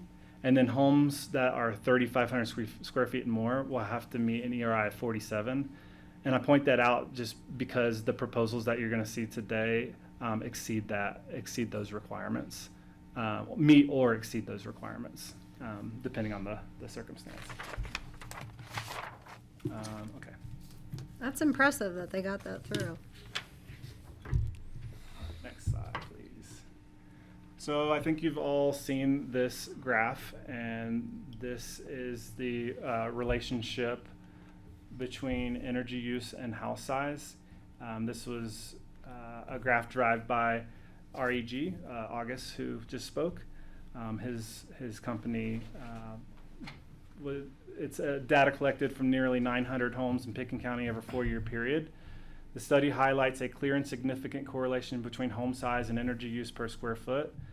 Specifically, as a home's size increases, its energy use per square foot grows exponentially. For example, a 10,000 square foot home consumes approximately 25 times more energy than a 1,000 square foot home. So Sorry. this is Could you Yeah, go explain ahead, the Greg. scale? I'm trying to understand that. 'cause Sure. the- Yeah, The so, curve looked different the first time we saw it years ago, and I'm wondering this how the is scales changed. 1,000 BTUs per square foot on the left, and then this is house size on the bottom of the graph. Okay. Because it doesn't look like an exponential curve. It looks like a fairly gradual increase. Linear, for sure. So this is showing per square foot, not total energy use. So a 10,000 square foot house uses more per square foot and in an absolute sense uses that much more energy. Okay. Exactly. Yeah, well put on that. And the other thing I would also point out is that the low end of that graph, the kind of the 1,000 to 2,000 range, which is in sort of the average American home size. I think the average American home size is right in that 2,000 range. The BTUs per square foot per year also are pretty close to the average American homes. You can find that number in a few different places, and all of them are in the 40-ish kBTUs per square foot per year. So you see kind of the bottom of the graph tying in with what you would expect to see nationally. And you see this 2.5-fold increase as the home size goes up, but you're going up tenfold on, if you're going from 1,000 to 10,000, or fivefold if you're going from 2,000 to 5,000. That's where that exponential reference comes in, is when you're multiplying the additional size by the additional kBTUs per square foot. Yeah, it's geometric. Thank you for Yeah. thanks for that Yeah. explanation. Yeah. Francie? Yeah, so if you looked at a 2,000 square foot house, correct me if I'm wrong, well, like, this is like a slope of about 1. And if you looked at a 2,000 square foot house and you did a similar thing, it would have a slope of like 5 to 1 instead of 1 to 1. It would, so then you'd have something that really looked exponential when you do the total usage rather than the per square foot. Correct? Is that right? Correct. Yeah. Yeah, That's and the we curve I could saw. we could actually graph that out. This is just another way of visualizing the data. But I think the point that was trying to be made here, well, I mean, there was no. We just went in and did the study, right? And the point that came out of it was, wow, you would think that a 10,000 square foot home, which most of those are not occupied anywhere near as many days per year relative to a 1,000 or 2,000 square foot home, because most of those in Pickens County have a couple of people or maybe a family of 4 living in it year round. You'd expect on a per square foot basis, the 10,000 square foot home should be a much lower user than the 1,000, 2,000 square foot home. And in fact, while it's not just 5 to 10 times bigger, it's also 2.5 times more per square foot. And that was the real kind of Got it. upshot Okay, of this, got it. of this Thank study you. of data. 10 to 1. Now I get it. Yeah, it's Okay. profound. So this trend was a key factor, among others, in the CJC's recommendations to implement a tiering system. Larger homes not only consume disproportionately more energy on site, but also impose far greater impacts on community energy resource and infrastructure. The house size tiering system we are presenting aims to address these challenges by scaling energy performance requirements with the house size. So we can start looking at those. Here's an high-level overview of what the tiers are. So tier 1, low energy use homes 0 to 3,250 square feet. Tier 2, 3,251 up to 5,750. And then Tier 3 is 5,751 up to 9,250. The plus sign's there for in case there's a scrape and replace, or 13,000 square foot home can build back. They have their property rights to be able to build back to that size. So the objective here again is to align energy performance standards with the home size to mitigate grid and community impacts. So here's what Tier 1 will look like. 0 to 3,250 square feet homes, you can choose two options here. Option 1, you're all electric, no exterior energy use, with the asterisk this time. Patty caught me last time. But the asterisk is if you're small and you're all electric, you use significantly less energy than larger homes.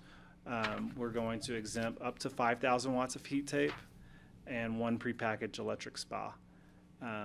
No, so can I ask about that? Since the spa, I've seen the spa pop up in this a few Yes, go times. ahead.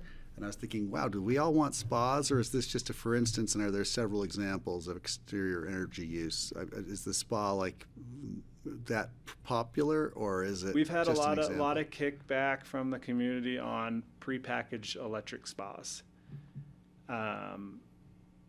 Yeah, it is exterior energy use. Yes, it uses a lot, but I think the idea is there's a trade-off with all electric and having no other exterior energy uses. Copy that. Why pre-packaged? What?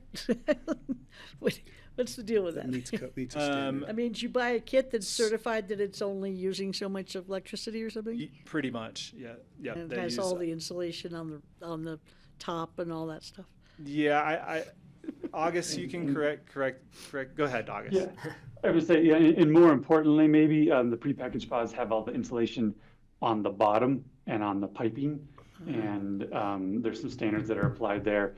It's not to say you can't do an in-ground spa with amazing insulation, but it isn't a given, and whereas there's standards and a process doing for the prepackaged units. Right, and it's important to know that we're talking, this is a prepackaged electric spa. Right. So if the building's all electric, it can handle that load. Right. But I mean, if somebody were going to build their own, couldn't they bring it into you and say, look, this is meeting the same qualifications as a prepackaged? Do they have to buy one? Yeah, it would have to be a bot. The prepackaged spas have to meet, Shawnee may be able to jump in here, but they have to meet a certain standard. I think you know a lot about that too. I think it's actually a California energy code standard that they're tested to and verified to meet. Absolutely. And most jurisdictions that are doing these exterior offset programs are exempting. We just, I think August was there. We just went through this in Eagle County too a couple months ago. The council was like, do we have to exempt out the spa, or should we leave it in? And most people are leaving in one prepackaged spa. It meets way more requirements. Could you say, well, I'm building my own and I'm going to, can we please exempt it? I mean, that would leave a lot for the building department to try to figure out if it meets all, if it meets up to the same standards and meets up to this, to the same testing criteria that those spas go through and everything. And so it's just much easier to say one prepackaged spa is exempt. Well, I appreciate that. I'm not sure that easier is our goal, but that's okay. I think that the idea here is that if you're all electric and you're small, we'll trade off with you. Oh, I get that. That's an easy Fine, one. Yeah. you can move on. And Jeffrey, what was I had heard some ridiculous fee for the energy impact fee to cover a spa. Yeah, I think it Orders was like of more than- $20,000 rent fee for a 64 square foot prepackaged spa, which costs more than the spa itself. So there, you have that. Thank you. Yeah. Build a swimming pool for that. Yeah. Okay, so here in option 1, the other incentives are if you're small and you're all electric with no exterior energy use, you only have to meet the baseline ERI of 50. So now you don't have to install solar and battery storage as well, which is also a significant cost reduction for this lower tier I'm Go ahead, sorry, I have to Francine. talk about spas some more. So what if you have your own solar system for your spa? I mean, this is really one size fits all, which we know Picayune County is not. And so this is a very restrictive code for somebody who just wants a small hot tub in their yard or whatever, on their deck, wherever they want it. Sure. So, I mean, if they're creating the energy to run it, why wouldn't we allow it? The code already exempts that out. So if you heat your spa or and you offset that with renewables, the code already has that exempted. And so it's already not a requirement. Well, Code that we Sorry, already that's not- have? that's What not- is To a it? Looks like certain amount. Jeffrey wants to jump in here. Go yeah. ahead, Jeff. So if you come in, let's say you just want to add a spa to your house, you have to pay $20,000 rent fee, or you can take that $20,000 and put it into a solar system that offsets that. And then you that could do use. it. Yes. Okay, thank you. Yep. Okay. Good? Okay. Well, So we're going Sorry. to Francie's to her hot tub after we get out there. yeah. I just was Francie trying to should have a think, hot tub. okay, how many solar panels would you need to bring a hot tub up to temperature by the end of the day? So you use the power during the day and then you've got it at night. I'm trying to calculate, I Well, can't they're very, calculate. very well insulated, so. Yeah, but they it's- still getting use enough an water. absurd amount of energy. No, Yeah, I'm just it's saying, still you're not huge. starting for like 32 degrees. I was thinking I'd build one in the backyard, but that's a lot of solar panels. Okay.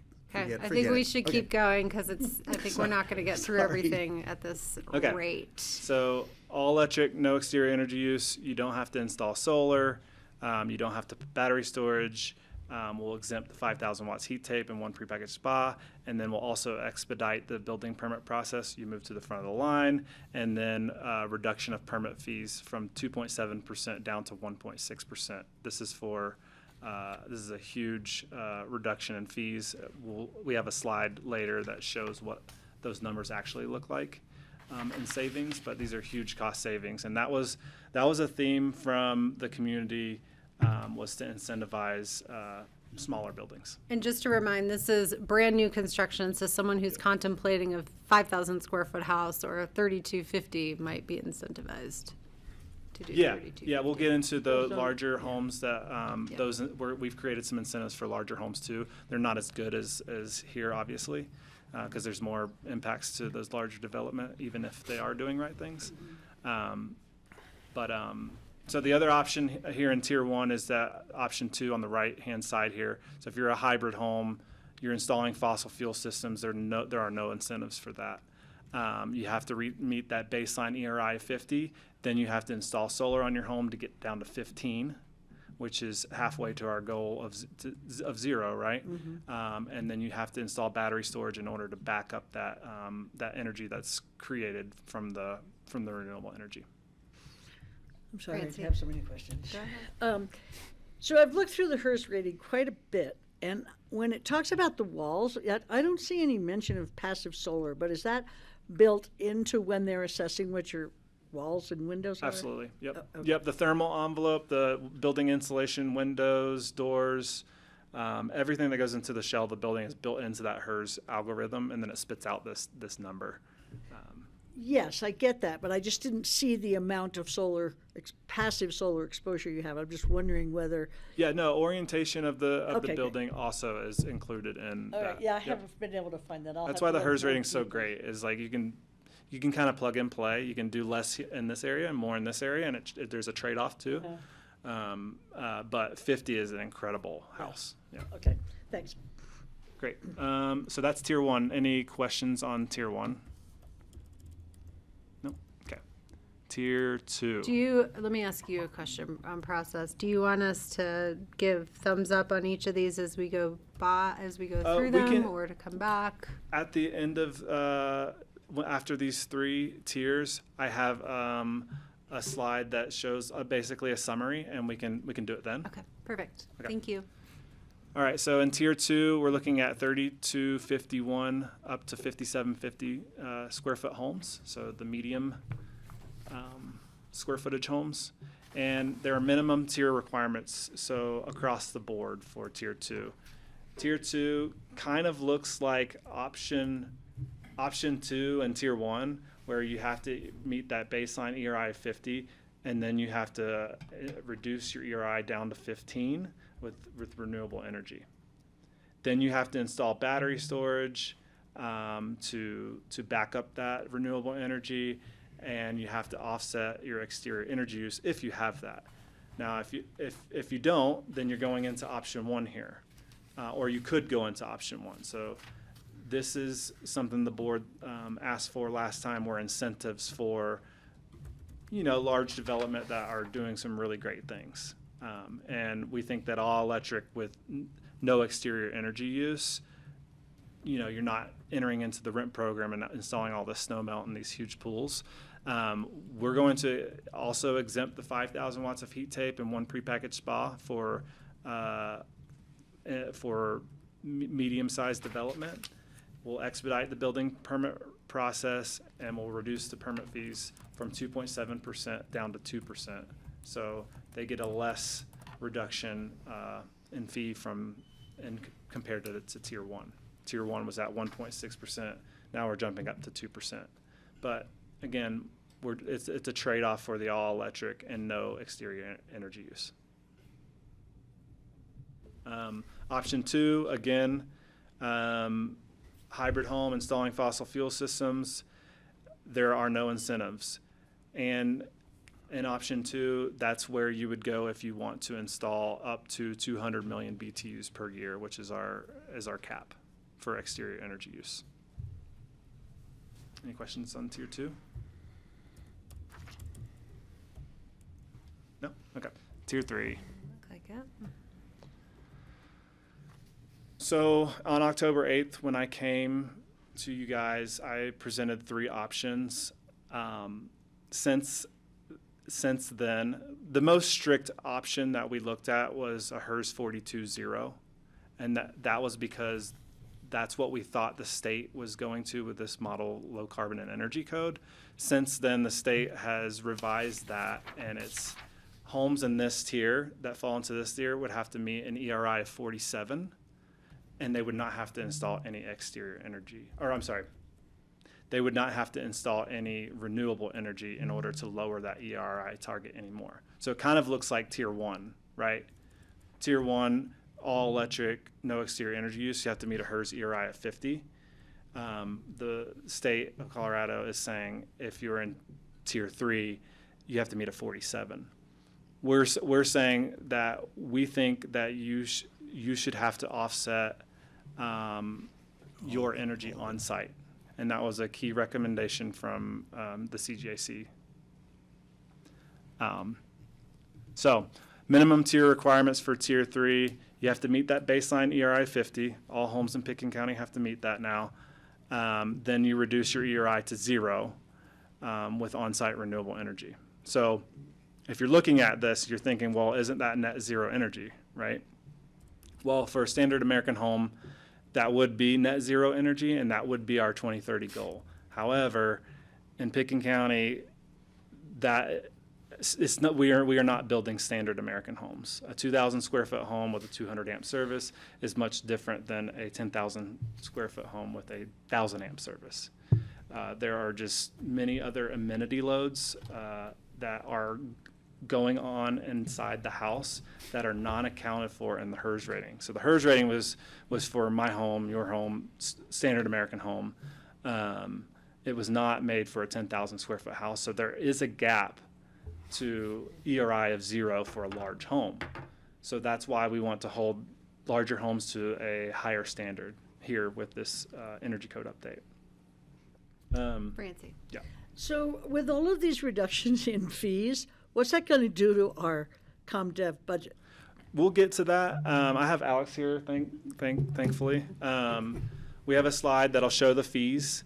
It's not going to do much, and I'll tell you why. We've had 15 homes in Pickens County since 2019 built in Tier 1. How many? 15. So 3250 and less, we have 15 homes built in Pickens County since 2019. So the 1.6% is the biggest, Yeah, it's right. but it's the less dollar amount. Where you'll see the dip, I think, is in tier 2 and more so in tier 3. But I've never seen a tier 3 home that is all electric with no exterior That energy would use. qualify for a reduction. Yeah. But you guys said, well, if they're doing the right things, we'll provide the incentive. So the incentive is there for them to do it. Will they do it? That's the question, right? Can I Yes, ask a Craig, go question? ahead. Just very quickly, say somebody wants to do a 9250 square foot house. We're assuming there's room to do exterior offset, exterior energy, what are we calling it? Renewable energy offset? Is that what I'm looking at? I was thinking, is there a renewable energy on site? Yeah, renewable energy on site. Yeah. Is that even, how big a lot do you need for that even to be possible? It's a good question. So now in tier 3, if you're building a large home in this category, you have to use whatever solar the HERS rating is saying goes from 50 down to 0. That solar is dedicated to that score, that ERI score. Whatever you can put on your house that's left over, then you can put towards your 200 million BTUs per year for exterior energy. But we have a disincentive for ground-mounted solar, so it seems like we're asking for a lot of solar, but we're not incentivizing ground mount. So how are we going to compensate for all the space that much solar takes up? You said we're disincentivizing ground mount solar? Well, I don't think we approve ground-mounted solar as easily as roof-mounted. Is that correct? Sure. Yep. Suzanne can talk more to that Okay. on when a ground mount is approved over a roof mount.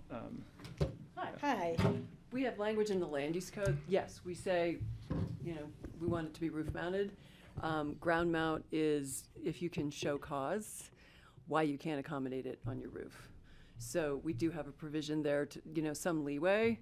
If you can demonstrate somehow whether, it's a solar access issue or, whatever it may be, but generally these are new homes we're talking about. You can design it to make sure you can maximize the solar orientation. Hopefully that can accommodate it in most cases, and then we're not, we'd rather avoid having a whole separate land disturbance to create a solar, array if you can put it on your roof. But if you can't accommodate all of it or whatever that might be, there is room under the code to present that to us and have us approve that. So it's not prohibited, but it does sort of take that extra step to demonstrate why you can't accommodate it on your roof. Okay, thanks. I think up until recently, the HERS rating wouldn't even allow you to use a ground mount. I don't know. I might lean on Tyler Sweeney for that. It would allow for that. It just didn't previously allow for it to be a gen tariff system, not directly connected to the house. Okay. But now they. You want to repeat that since we can't hear? And sorry, maybe Jeff can repeat that, or you can come up. Thank you. Sure. Yeah. Come on. So the. Come on up. You got to come up to the table. Okay. There's people watching on. Tyler's at HERS Yeah, rating. and to hear it on the recording through the microphone. So. Is this, do I need to hit this then? Thank you. Introduce yourself, please. Nice Yeah, to see you. so Tyler Sweeney, I work for SunSense, and I also have my own business doing HERS ratings. Great. So I'm familiar with most of this. So previously, the HERS rating requirements did not allow for an off-site solar array to count towards the reduction in the ERI score. And now there's some provisions that allow for an off-site solar system, such as one that would be, so Gen Tariff is a generation tariff system that Holy Cross and I believe Excel Energy, we're just talking about Holy Cross here, but they allow for a solar array to be connected directly to their utility infrastructure to then just push those electrons to the grid without being electrically connected to the house itself. And so now that solar can count towards reducing the ERI score for the HERS rating. Thank So you for that. It was really the, helpful. the 0 to 25 kilowatt systems are net metered system. Anything over 25 kilowatt Right. is a gen tariff system. Right. So, Yep. Holy Okay. Cross has a cap of 25 kilowatts for net metered solar. Okay, great, thanks. Sure. Tyler. Any Yeah, other you bet. questions for Tyler right now? Well, he's here. We may call him Okay. back up on the battery. The battery is Sounds fine. good. You guys put solar on my house. And just make sure, Jeff, the mic is in front of you. Thanks. Great. Okay, so tier 3 looks kind of like tier 2, but you have to put more solar on the house to go down, to bring your ERI down.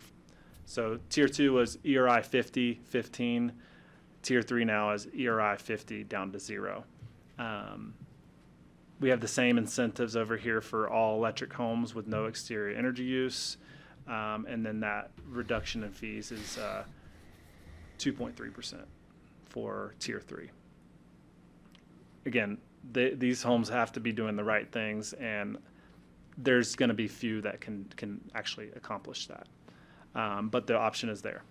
Option 2 is more likely what we're going to see in tier 3 development, hybrid home, installing fossil fuel systems, no incentives, and they have that exterior energy budget of 200 million BTUs per year.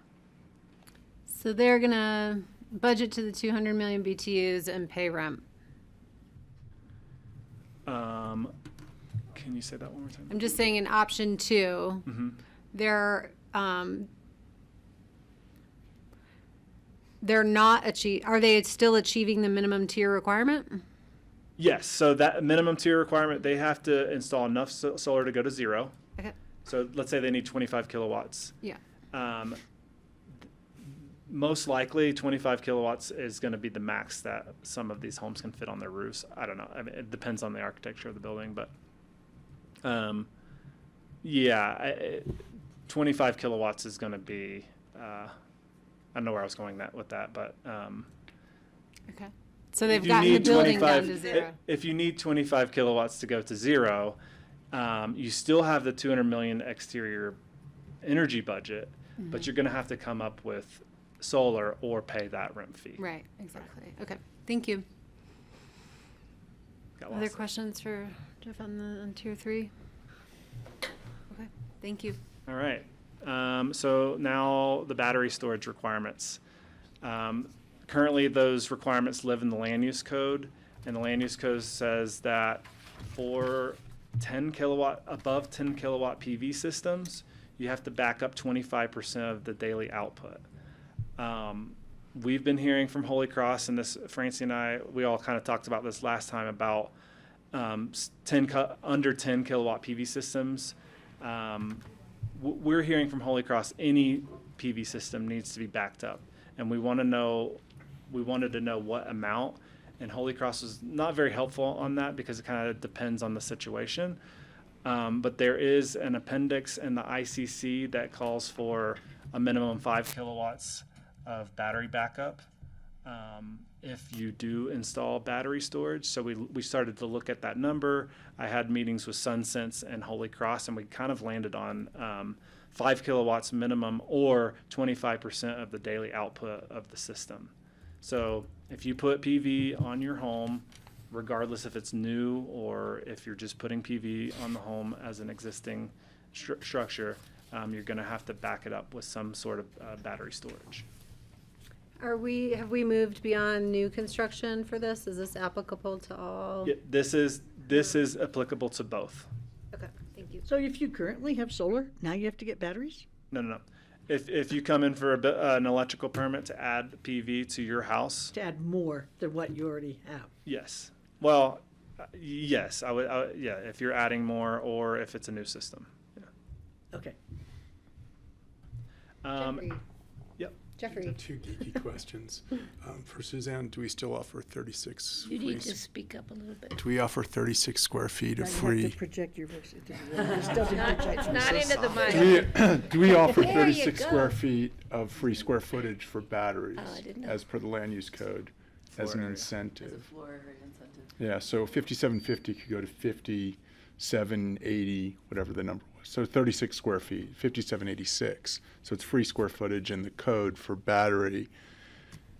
Is that enough to meet NFPA 855 requirements? And I guess that's. I mean, and if you could, So- you could so put that- it on the outside of the building. Yeah, maybe then- Tyler might have some. I'm just worried about He has to fire come up suppression, again. meeting NFPA requirements, all the perimeter space around it.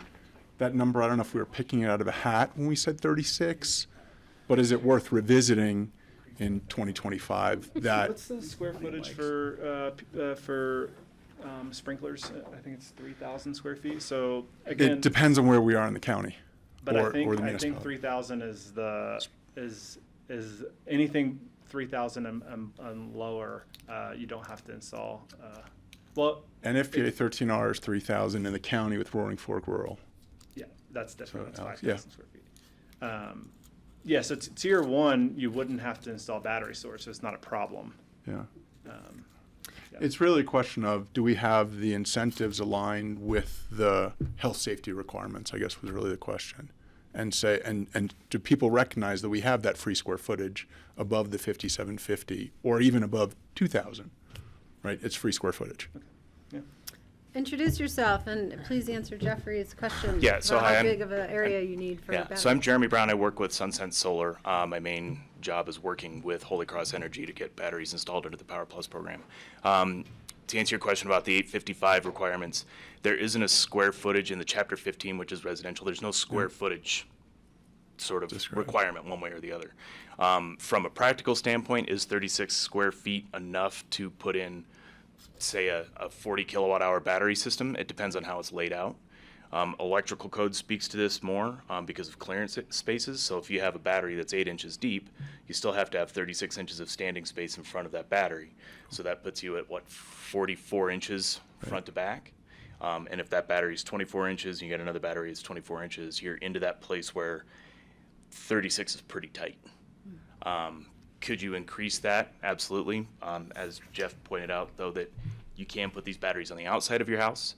You can put them in utility closets. It's very highly recommended actually to put them within garages. That's really the best place to put these batteries because it protects them from elements and allows you up to 80 kilowatt hours per the 855 and just gives you the most sort of flexible spacing.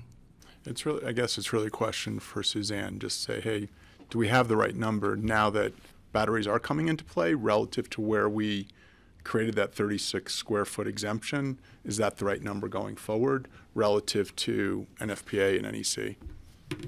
Well, we've had the requirement for for battery storage since, I don't know, when was that, 2020? So I haven't heard any feedback since then. So I don't know. I'll be honest, most of them are customers. If they can't fit it in their garage, aren't really going to build, I mean, and this is a little bit of retrofit, a little bit of new construction. They're not going to build a separate battery storage shed for it. They're going to figure out where to put it within the housing envelope. Most people don't want to see that. The people that do want to see it are going to want to use it for other storage. So then you look in, you're getting into like a 5x10 shed is kind of your minimum size requirements for these battery systems. Thank you. We're not looking at increasing the amount of storage. We're just looking to put a minimum requirement so that all PV has some sort of storage. And then also we wanted to look at connectivity with the grid.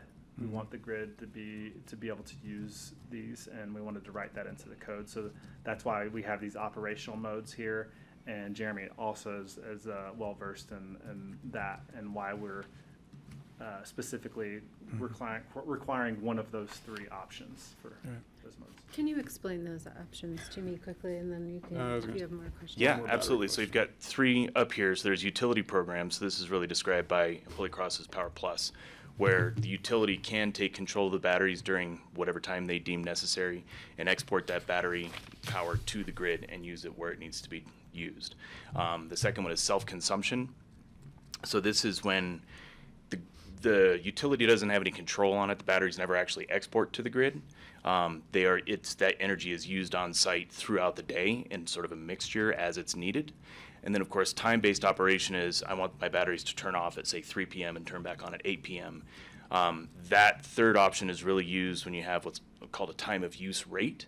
So during certain time, there are rate plans where you can sign up for, say, energy from 3 to 8 p.m. is like 16 cents a kilowatt hour, and from 12 p.m. or 12 midnight to like 2 a.m. is 2 cents a kilowatt hour. And so what you do is you disconnect from the grid, run off the batteries during the expensive time, and then charge from the grid during that cheaper time. That one also does not discharge to the grid. The only time you can discharge to the grid is if they're in a utility program. None of these batteries natively do that. Okay, Thank you. Jeffrey, go ahead. You have more questions? One quick sort of follow-up, which is for the homes, for example, up Capitol Creek, we're not grid tied. So how does the new code apply to homes that are not Holy Cross clients? Is there They're not anything we grid tied? up Capitol? No, there's no. Off the grid homes. Yeah, they're coming in for a building permit. I'm just asking how would it? So 5R up Capitol. Sure. They're right now they're working off of car batteries. Is their battery backup? Just again, you could table it and say we'll come back to it, but from a work session standpoint, how does this generate into code and cover houses at the end of Capitol off the grid? They're off the grid? I would say most off-the-grid homes are going to fall into that tier 1 requirement, which aren't going to require solar battery storage anyways. Right? Period. But we can look at. Sorry, my fringe use case, but 5 miles out Capitol, there's no Holy Cross. Yeah. Yeah. Okay. Thank you, Jeremy. Thank you. Thank you. Appreciate you being here.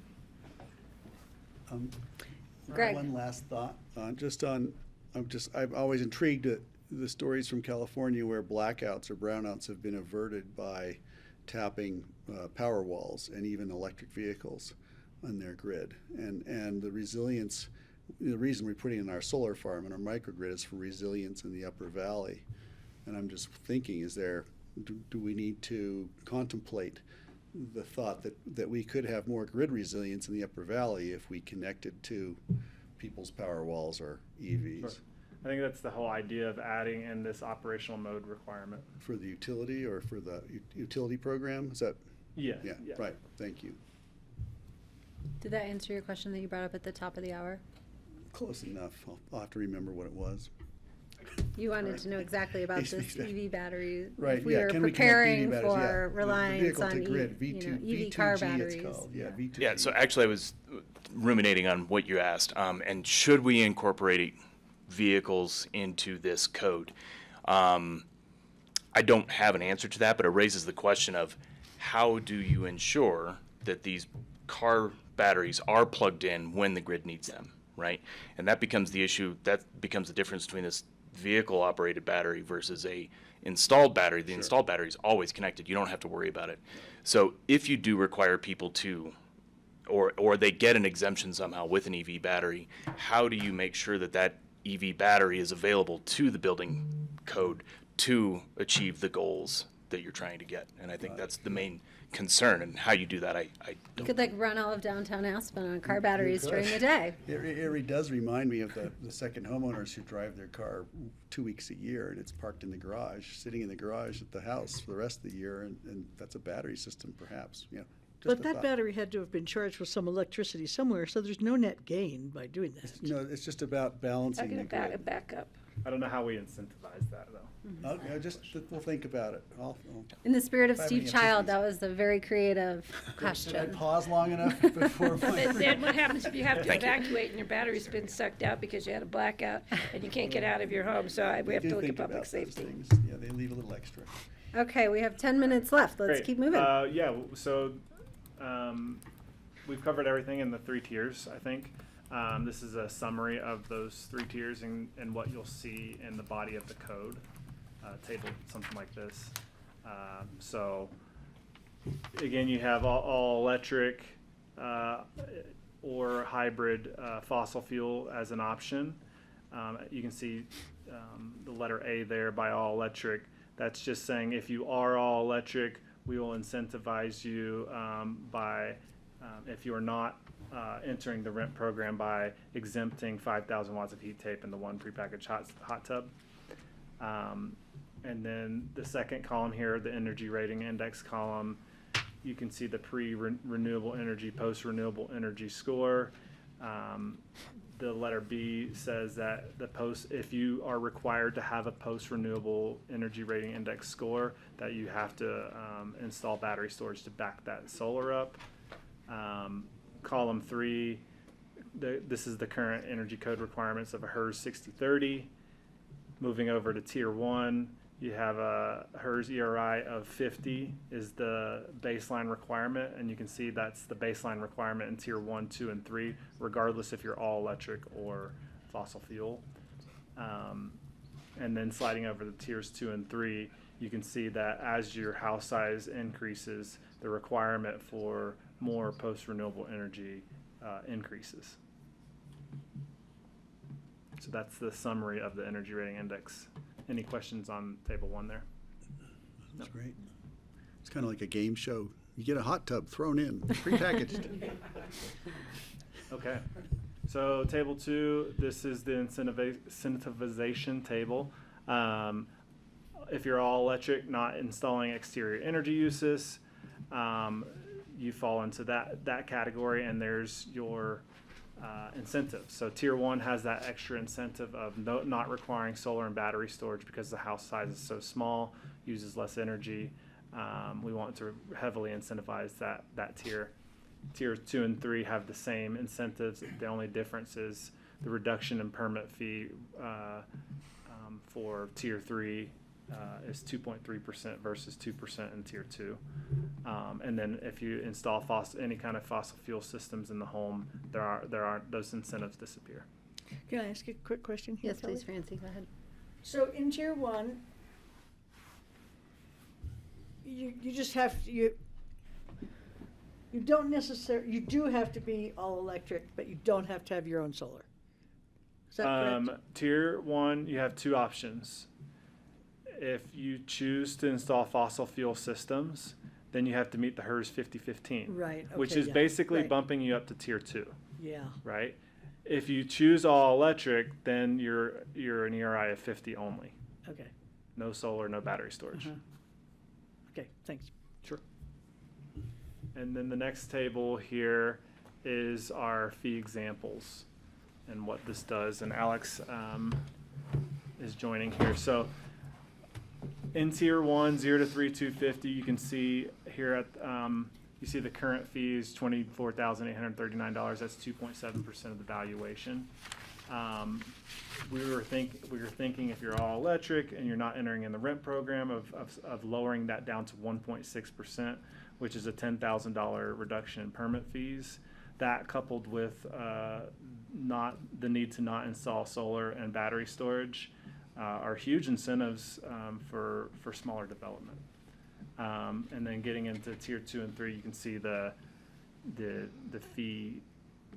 fees increase obviously because the average valuation or the reduction of fees increase because the average valuation for larger homes are obviously way higher. So Alex, you can. Yeah. So Francie, to your question earlier about what would this do to our budget, once we initially kind of landed on the different tiers, we did look at permit data for the last 4 years, the valuation for each of the permits that came in by those various categories, and we know what we've collected and the expenditures. Well, then we did an analysis, if the home that was built at that tier 1 or tier 2, what would we collect if we charged that lower fee, and what would it come, ultimately to each year's total in revenue? And so, as Jeff kind of alluded to earlier, right, a reduction in tier 1 or tier 2, while is significant to that individual with that permit, right, 10 to 25,000 potentially in some cases, coupled with the solar and other requirements, that's very substantial on that individual permit. From our budget, when we look holistically, our revenue is primarily driven by larger homes. So ones in that 2.7 to 2.3% potentially are really what can drive our revenue. And so when we ran this analysis, the reduction in overall revenue collected still covered our expenses, which is what we ultimately want to do. And so we felt confident that this type of a structure, now, right, there's obviously some opportunity to adjust some of those percentages in tiers 1 or tier 2, but this is a number we feel confident that would have covered expenses in prior year. Now, there's still a question mark as to what people in the development community will do once this is provided to them. If we see, a large influx of people in tier 1, well, we might have to come back to you and revisit that fee. And that would be a great thing, right, because we're seeing smaller development. But that's just kind of the remaining piece that we'll need to analyze in the future years as this, moves forward and once we see actual development come in under those fees. Great, thank you. Question? Just regarding hoping this makes a huge difference, and these really are incentives. But I'm also wondering about expedited review, which sounds really appealing, I'm sure, to everyone. What does that mean, and how will that work? Have you figured that out yet? Expedited permit process. So they've already, these folks have already received their land use approval. So they're submitting a building permit application. They would move to the front of the review list. So we have a list of reviews that, as they come in chronologically, that our reviewers, it goes to a referral round, it goes to zoning, fire, building. The details of how that exactly works, we haven't gotten that far yet, but we do know that if they're all electric, no exterior energy use, they bump to head of the line. I'm just thinking that a point might come where so many electric, are taking advantage of this, that if you're not part of this program, you're not moving up in the line. There's an incentive too, I guess. Yeah, I mean, that's the goal, right? Totally. Thank you. Yeah, thanks, Alex. Is that all? Is that done, or is there more? We have Thanks for your help. we have existing buildings. Oh yeah, let's maybe do the thumbs up, thumbs down on the 3 tables. So table 1 is the ERI. Go back one. And we're seeing, there we go. The ERI pathway. Are we? All right, is the board comfortable? I'll look left to right here, Patty, Greg. We'll see what happens when you bring it forward to us. I think You want to forward this to first reading in February? Well, we'll see it on first reading. Yeah, thank you. It was well done. Everyone good with that, with this table? Okay. You want to go And to the table second 2 is the incentivization. Mhm. Are we good on the incentivizations? Yep. And then I think table 3 is just an extension of table 2, so I don't think we need a thumbs up or thumbs down on that. Okay, so. Do you have a question or comment? Go ahead, On the Jeffrey. incentives, so this is sort of the bottom up. I would like the top down. So if you're at 15 million right now in building revenue, building permit fees, what does this take us to? If we had the same year where we had 100 remodels and 25 new builds, what would if you had the same 125 applicants, what would that do to your 2026 and the rest of your 2025 budget? Well, it depends on how many homes go all electric with no exterior energy use, right? But we have a test case, right? We know what generated 15 million in fees, and of those which were electric and of those which were hybrid. So you could say in 2024, here was our 15 million in fees generated, but if we went under this incentivized scenario, there's no change in behavior. We already have the applications. What would your revenue look like? Sure. Be a guest. Right, because it would be good to get the top down rather than, I get it. Yeah, it's a 40% reduction in tier 1, but what does that mean to your overall budget? Is Connie ready to accept that? Well, so I think that 15 million would come down to somewhere between 13.5 to 14 million. Of that 15 million, really half of it is single-family residents. Collected about 7 million in 2024, and under the proposed fee structure, that number would reduce down to about 6.8. Again, with the asterisk that some people might change the decision because, right, if they were going to kick up to tier 2, maybe they decide to tier 1. So that's what we believe. Just looking at the numbers, you would see about a 1.4 million reduction.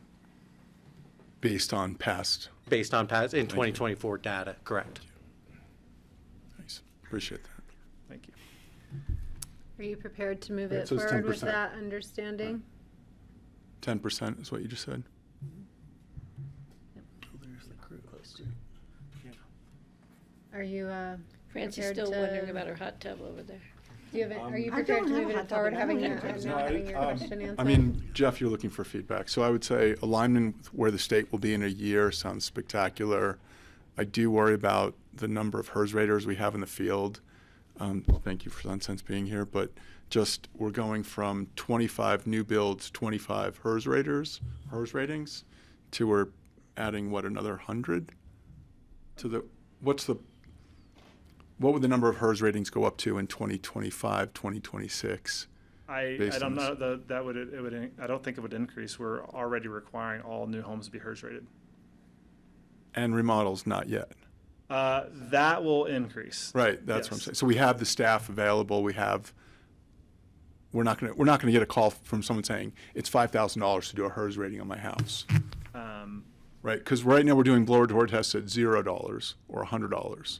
So for a HERS score, Do we want to get into the existing building stuff first before we? I'm happy to table it. Because that's what we're talking about, right? Cool. Yeah, so you guys I'm are pushing moving back in terms of faster than first my reading. understanding Yeah, is yeah, catching sorry. up, and that's okay, you're an expert at this. I just want to, because this was all for new homes, right? So, I think it sounds like since we're already requiring that your question's been answered as far as resources for available technicians is the current status quo.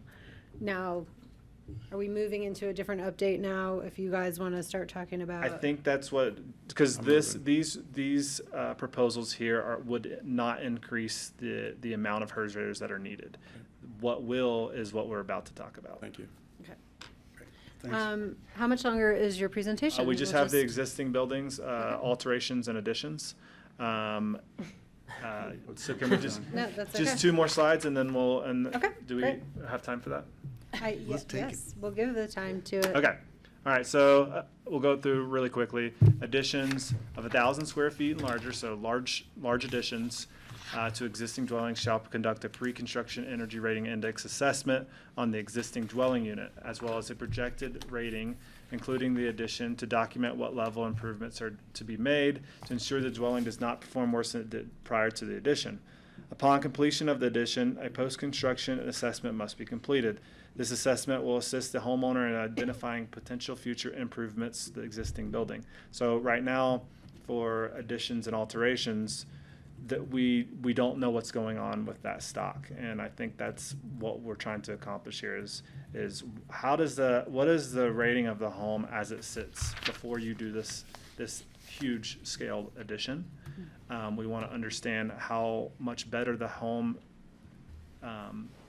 the projected energy use of the home, how much better it is after the work is done. So I think that's Jeffrey's concern is that is a lot more work for the HERS raters to be able to accomplish. Do we have that workforce? And Sorry, I don't know. jumped a I don't slide. know that answer. I could reach out to the HERS ratings. Tyler Sweeney's one of them here in the room, and we could see what the Thank you, feasibility Alex. is there. And to be specific for Tyler and for Jeff, we have 25 new construction, so we have 25 HERS ratings a year. Big deal, 2 a month. But now we're adding 100 remodels. They're not all 1,000 square feet, I understand, but let's just argue they're all 1,000 square feet. Sure. So that's pre and post. So that's adding 200. So it's 9 times the number of HERS raters that we currently do. That's all I'm asking. I would say the alteration and addition assessment is probably going to be less intensive than full rating. But Tyler, you may want to come speak to that. Sure. And Tyler, just while you're walking Can't up, control the private sector. right now we do blower door before and blower door after. It's great, Right. And it's really inexpensive. And cores, it's $100 round Sure. trip. So this is a huge increase. I know you're saying 1,000 square feet of additional square footage is 700,000 in construction costs, but it's still an additional fee someone's going to have to pay to go through the process. And I just want us to be aware of that. Yeah, I mean, a HERS rating on an addition like this, it just depends on what information exists for the existing home.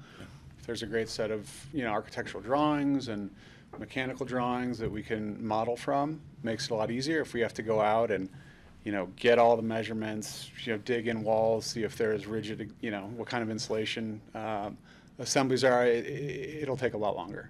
And it will cost more, for sure, than a new construction HERS rating. Yeah. I reached out to several HERS raters, and they're saying that for large-scale additions and alterations, they're looking at maybe $1 to $2 a square foot. And I mean, I have the data, but I think we're looking at close to $1,000 a square foot for the build. So it's a drop in the bucket compared to the overall valuation. Again, it's a supportive comment. It's just to make sure we have the bandwidth in order to execute. Yeah, sure. Yeah. I would be curious to know how many 1,000 square foot additions there were and how much that would increase the workload for the HERS raters. Thank you. Yes, of course. Great. The alteration, let's see here, next slide. It's kind of along the same lines, pre-post energy rating assessment. That last sentence is key to remodels. We're seeing a lot of folks come in and 15,000 square foot house, do 1,000 here, 1,000 here, 1,000 here, and pretty much through change orders, we have a new home. So once you reach 75% of demoing the thermal envelope, we're saying that this is a new build requirement. So now a 15,000 square foot house that's doing that has to meet the HERS ERI 50-0 instead of just the prescriptive code minimums. That is it for existing buildings. No, it's really not related to the energy code. It's just replacing 15,000 square foot home with 15,000 square feet. Doesn't exactly match our goals, but it's not about the energy code. I'm not sure we can do much about that. That's a land use code I know. deal. Deflect. I'm just doing a little grieving over here. I get that. I'll agree with you. Having a moment. Yeah, I'm having a moment, exactly. Would it be possible to have some, maybe just get some reaction at second reading from some of the HERS raters about the feasibility of this? First reading? Well, First we reading? don't usually take public comment at first reading, but We could. do you guys want to hear that at first And or reading? alternatives, if there's any other way to streamline it, and Jeffrey's been cogitating on this for months, I think. Well, and Jeff's I been don't know reaching which out a lot Jeff- to Yeah, these yeah. folks. I mean, so he can probably talk to people before Sure. the first reading packet. Totally. I can bring back feedback from all the HERS raters in the valley. Great. Yeah. Does that work? Thanks, Yeah, Kelly. I think Okay. so. Thanks for asking. I think that's smart. We want this to be totally doable and For sure. enthusiasm, from all sides, ideally. We'll see how it goes. Great. Okay. One Yes, last, Jeffrey, go sorry, ahead. and then I'll be quiet. No, you're fine. So, and I think you've said this, but when is the update of the I-codes? So this is our opportunity to update the energy code. We just updated our I-codes in, We January of 23, we adopted the 21 I-codes, but that didn't affect the energy code for new development.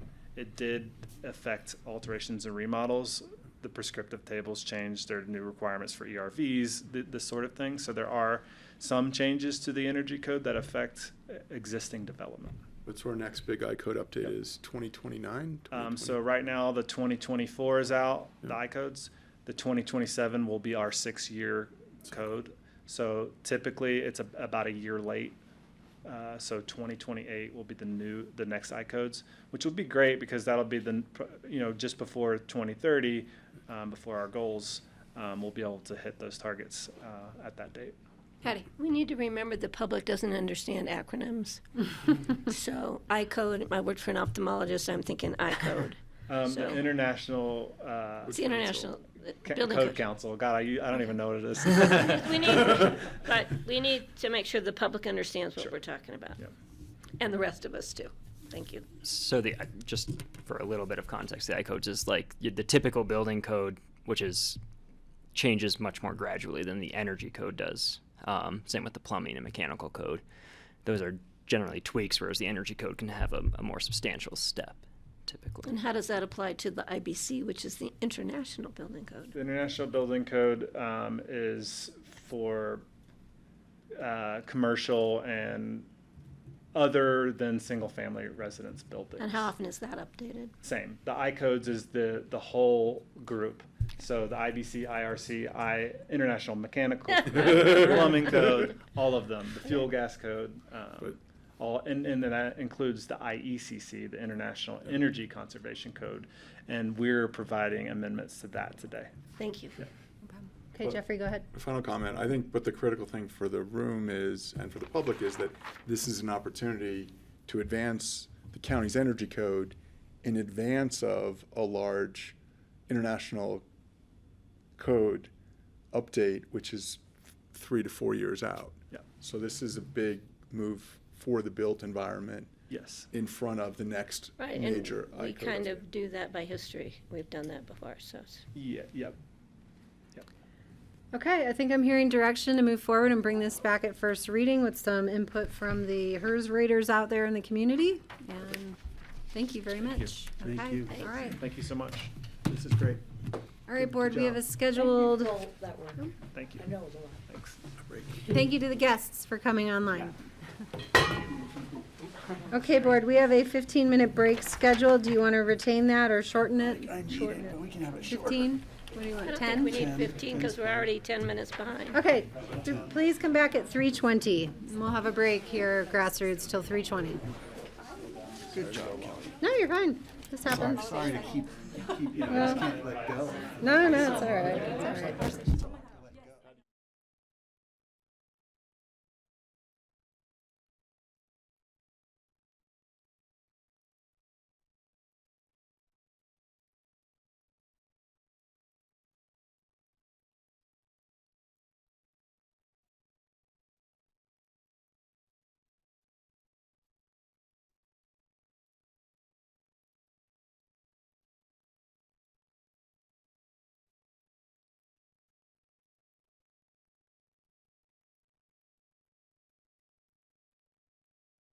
So yeah, I'll see if I can do that in 10 That minutes. is so rude.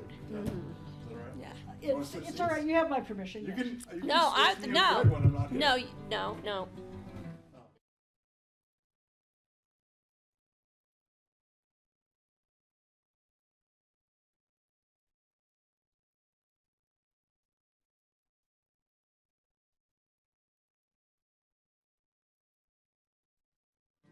Redeemed.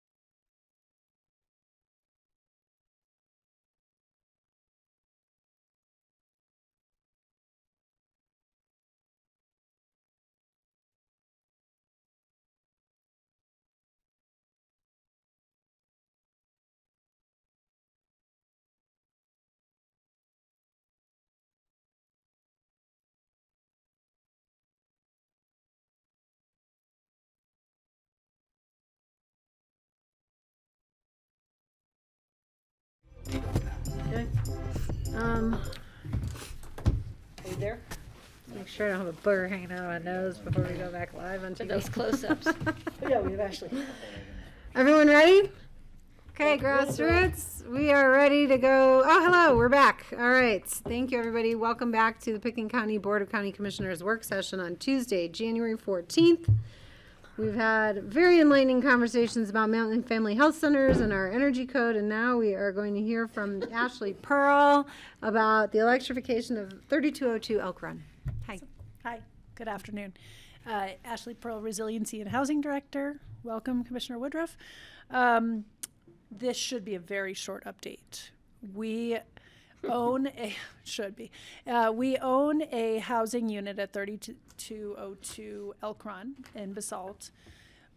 We were, for a long time, when we purchased it, there was a community member in the unit, so we let them stay there because they qualified as workforce in Pickens County. They moved out last summer, so we hadn't seen the unit in about 9 years since we originally purchased it. So we went in and realized a lot of repairs, maintenance, furnishings, or finishings, all sorts of stuff needed to be done. We came to the board and we asked for a supplemental of $130,000. We had some money in our operating budget of $18,000, so we expected the project budget to be around $150,000. So we started working on the project, and what we realized is that not only was the heating system not working, but it was actually because we need a new boiler. So over the last couple months, we kind of paused on the project because what we realized is we weren't really within the board's goals and values if we just replaced a natural gas boiler with another natural gas boiler. So we've been evaluating the opportunity to retrofit the boiler system and make it an all-electric unit.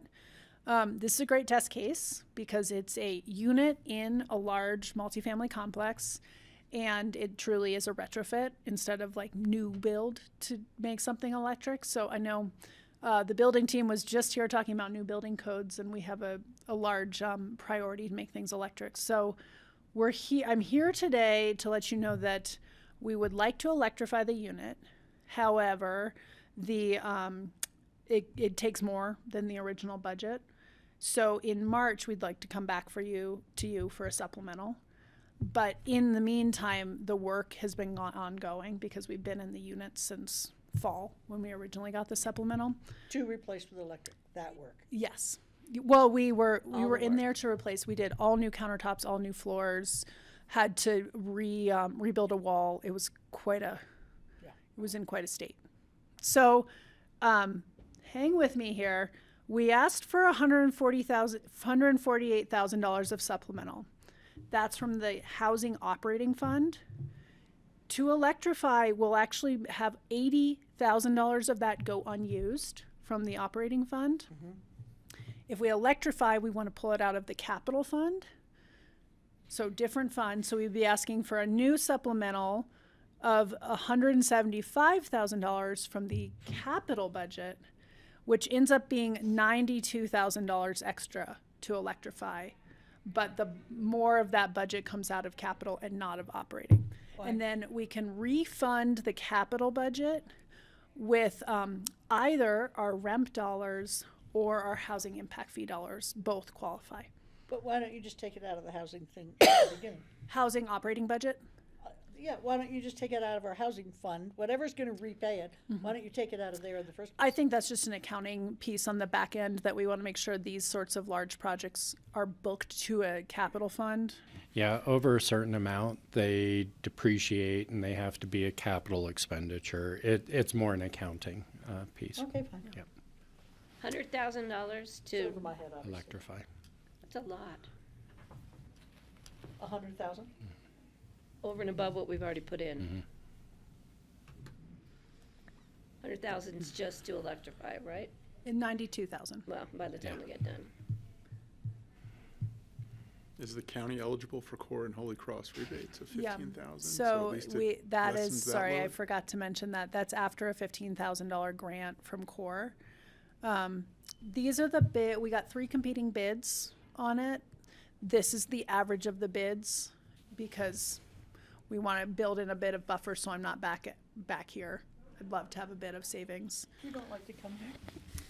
I love being here. She likes to come here to give And us money, not take Ashley, our does that include both the boiler, but the electrical upgrades? Yes. Is that the main? Yeah, so what we found is that the old natural gas boiler was running at less than 50% efficiency. Oh my gosh. Because the boiler's here and then it goes into the piping, and the piping or valves or whatever were too small. And so a lot of what was being produced in the boiler was actually not going into the unit. Wow. So it does include, what we have to do no matter what is new piping to make sure that we're actually getting the appropriate amount of heat to heat the space. And so what kind of electrical boiler are you talking about? Are you talking about heat pumps? A heat pump, yeah. Okay. Yeah. And it is, I mean, we talk about electrification for new development all the time. And I will tell you, electrifying a new building that you're building from scratch or a new housing unit is kind of easy, It's easy. compared to what's ahead of Yeah. us. Oh, yeah. The real challenge is, retrofitting a building. Yeah. We're trying to do it over at the library. And we have a lot of commercial buildings. We're going to learn a lot from the library retrofit. But what we also have is a lot of housing units.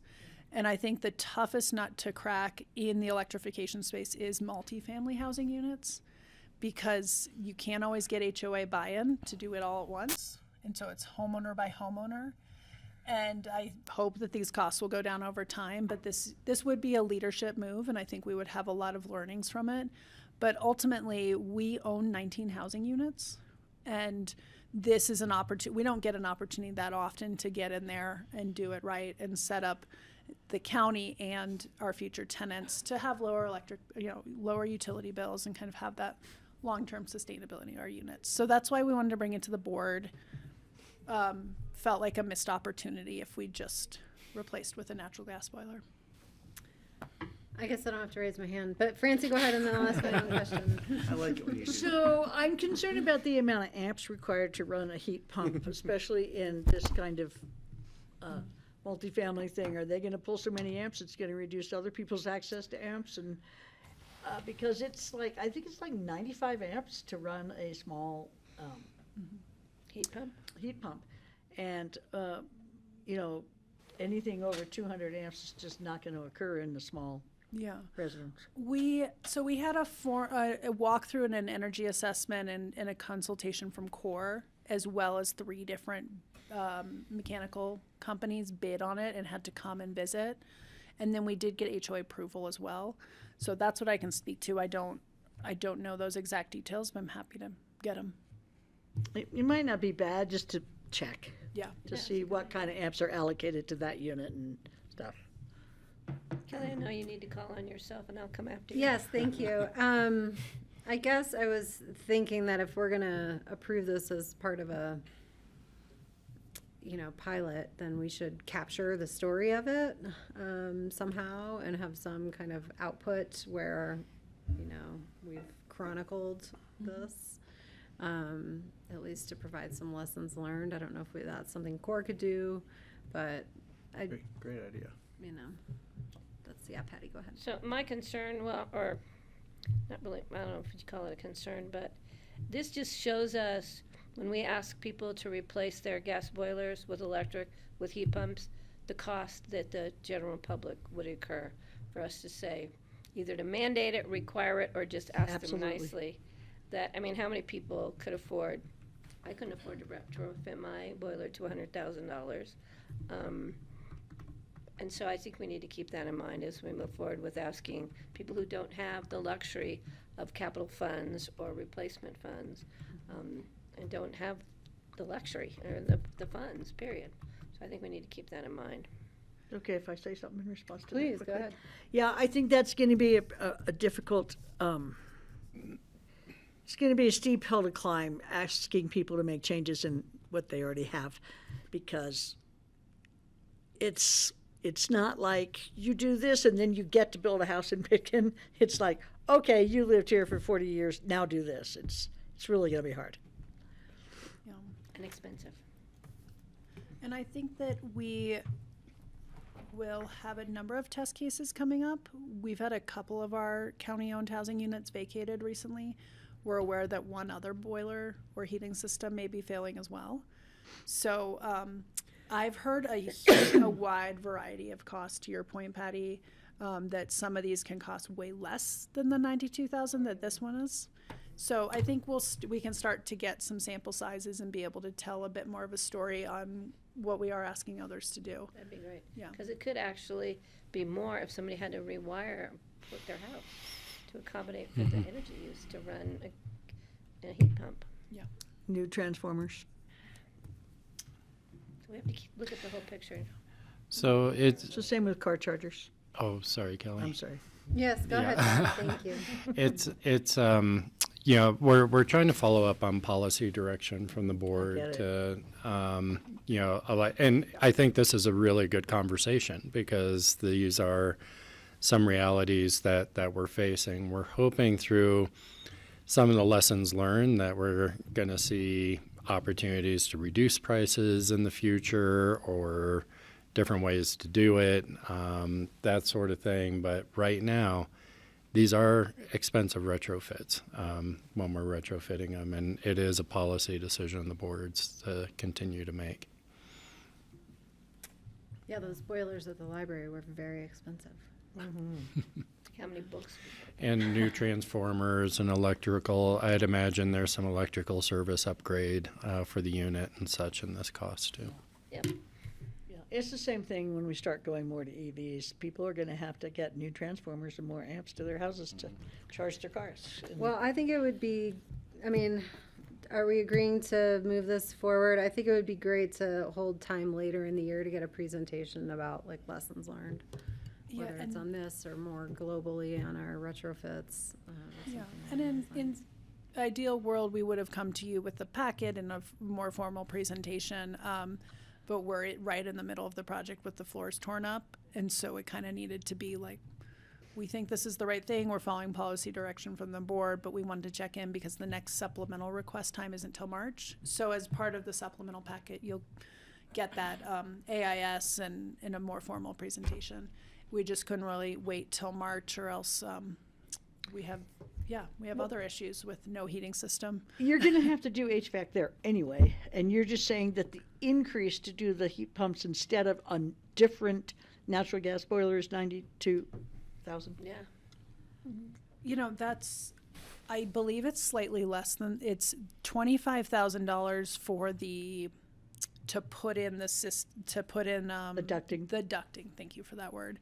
So please don't make me do math live. It's But fine. I just was wondering. 92,000 minus 25 is the actual cost of the heat pump, Yeah. the permits, and the installation. I mean, because we're replacing something that was very inefficient with something that's very efficient, and there are very efficient natural gas boilers as well. That's why I was kind of like, this is the difference between, I assume, a 95, 98% efficient natural gas boiler compared to the heat pumps. I'm assuming that's what we're talking about here. Yes. Okay. But Patty. if you didn't have to replace the flooring, think how much it would cost. I mean, the fact is we had to replace the flooring.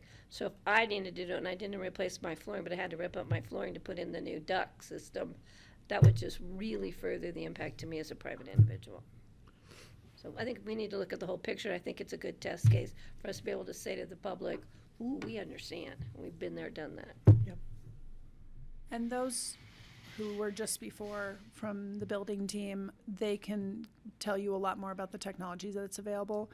There's also something called mini splits, which isn't applicable to this unit for reasons I don't totally understand, but those don't require a full new ducting work. Well, this So, would just happen too, so. Yeah. Mini split. Jeffrey. It's an HOA, so I'm assuming you can't do it through a wall because you don't own. Thank you. You own the drywall in, you don't own the outside. Great. So that's also why this is more expensive than a single-family residence where they could do 2 mini splits and call it a day. How many units are there? In Elk Run, In this unit. I think there are this- 4 units That we per. have responsibility for. Yeah. thing. Odd. Yeah. But 5? Sorry, we're all talking now.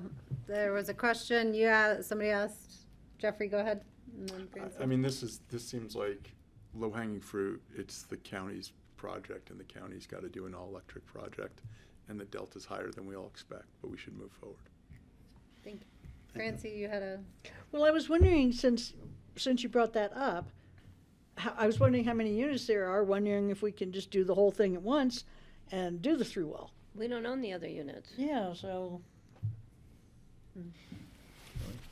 Yes, Greg. And then John. Have we reached out to the other owners? and this is a very expensive thing because we don't have the ability to punch through the wall.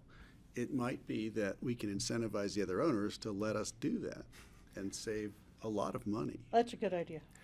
And just wondering, Yeah, I don't think it's the other. It would be changing the condo declarations and the HOA declarations. So it'd be a much larger process for us to go through. So it's not just talking to the neighbors who may or may not be open to that because of the potential additional cost to them too. They may end up Oh. having the same huge expense in the future as well. I'm assuming the same poor ducting was built in their units as well. And they just haven't had the problem yet. What if we alert them to the problem and say, hey, we have a cheap fix? It would still have to be an amendment to the condominium declarations and HOA, so that would be where the conversation would I have to wonder what take it place. costs to do that. Yeah, why is that an impediment? Jeffrey. I would say go forth, electrify, but also think about the future. If we need a car charger or anything else in this unit, that we're doing that as part of the same project, so we don't come back in whatever September supplemental and say, oh, the tenant now has an EV, and we didn't think about that. So Great suggestion. The John? issue. I apologize. It could still be an HOA issue, and you say, Jeffrey, we can't do that because there's no community charging space. So, and I think Francie's got the valid point, which is just make sure we can do it all under 200 amp and move forward. And I think because Francie asked the question, so why is that an issue now? Oh, you heard me. And I think the issue is we're in the middle of a project, and Yeah. so we've got time. And I don't know how often y'all have dealt with trying to change HOA rules, but I'd say 9 to 12 months would be pretty quick. Legal fees. In all Okay. honesty, yeah. Yeah, Go ahead, Greg. Well, it just seems to me that this is a totally excellent model, representative of the problems that we look at with retrofits everywhere. If we can't figure out how to modify the rules in order to do the efficient thing, how are we ever going to electrify? And so to me, it's like, who would do the brain damage if not us? And I agree, we need to do this because we've got the project torn apart. But we also might ought to put some resources toward figuring out a model on how to change the HOA rules, because we're going to see it replicated again and again and again and again. And that may be the biggest favor we could do, is come up with a model that could help. And do we actually know what the HOA says about that? I mean, maybe it would It's a fly. political issue. It's Yeah, we are political gonna raise and economic more than it's technical.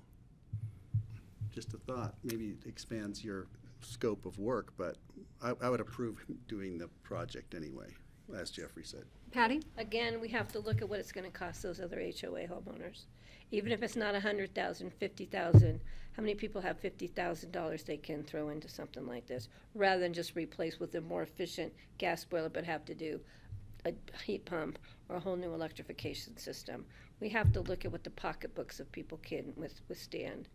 To meet our goals, are we gonna go in there and retrofit their homes out of our pocket, the county's pocket? Then we might as well start raising money to retrofit the entire county, because it would be discriminatory if we started here and didn't do there.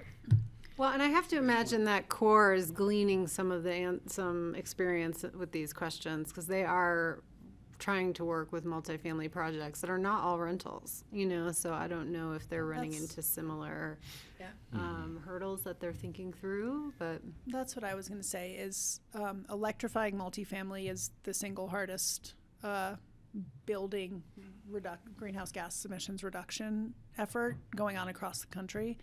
And CORE is definitely leading that effort regionally to try and figure out who's eligible, where would you do this sort of thing, where would you do it at scale versus unit by unit. Yeah, and they're connected to some of those federal grants and initiatives. So they're willing to support this with the grant. They did come and give us a consultation and kind of looked at our 3 scopes that we got back and let us know what they thought of all of them. So I think we have good resources here in the Valley to help us think through this on a larger scale. And again, had we known, this could have been a more well thought out project, but when the floors are torn up, tried to just come to you as soon as I could to figure out what we want to do. Yeah, maybe the lesson learned is like we need to do systems assessments, you know, when we have these opportunities for our inventory come up. So we have like a, you know, what is the full need for the full unit? We have, as part of the climate action plan, which we'll see in a couple months, we are doing tier 2 energy assessments on all county-owned housing units. So we'll have a real good sense of utilities and opportunities at each unit. So when they do become vacant, we kind of know what to anticipate, which will help with budgeting as well. Okay. Did you have a question, Greg? Go I ahead. was just thank you. I think that's great. It seems like the right way forward regarding trying to get HOAs to move and allow things like this. Could be a legislative issue more than technical, definitely. And I'm just wondering if there's something we could be contemplating working on, or, you know, with CC4CA or with somebody. Maybe the governor needs to propose that we have a streamlined process for upgrading and modernizing multifamily housing, if they haven't already done that. I know there's been so much work done already. I'm probably not suggesting anything new, but it seems like there's more to this, and it's really important stuff.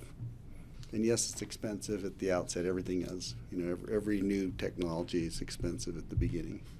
It'd also be great to reduce the power of HOAs in Colorado. They are all powerful. Thanks. Thank you, though. So Okay. Tangent. thanks for bringing that to us. Thanks, Ashley. Okay.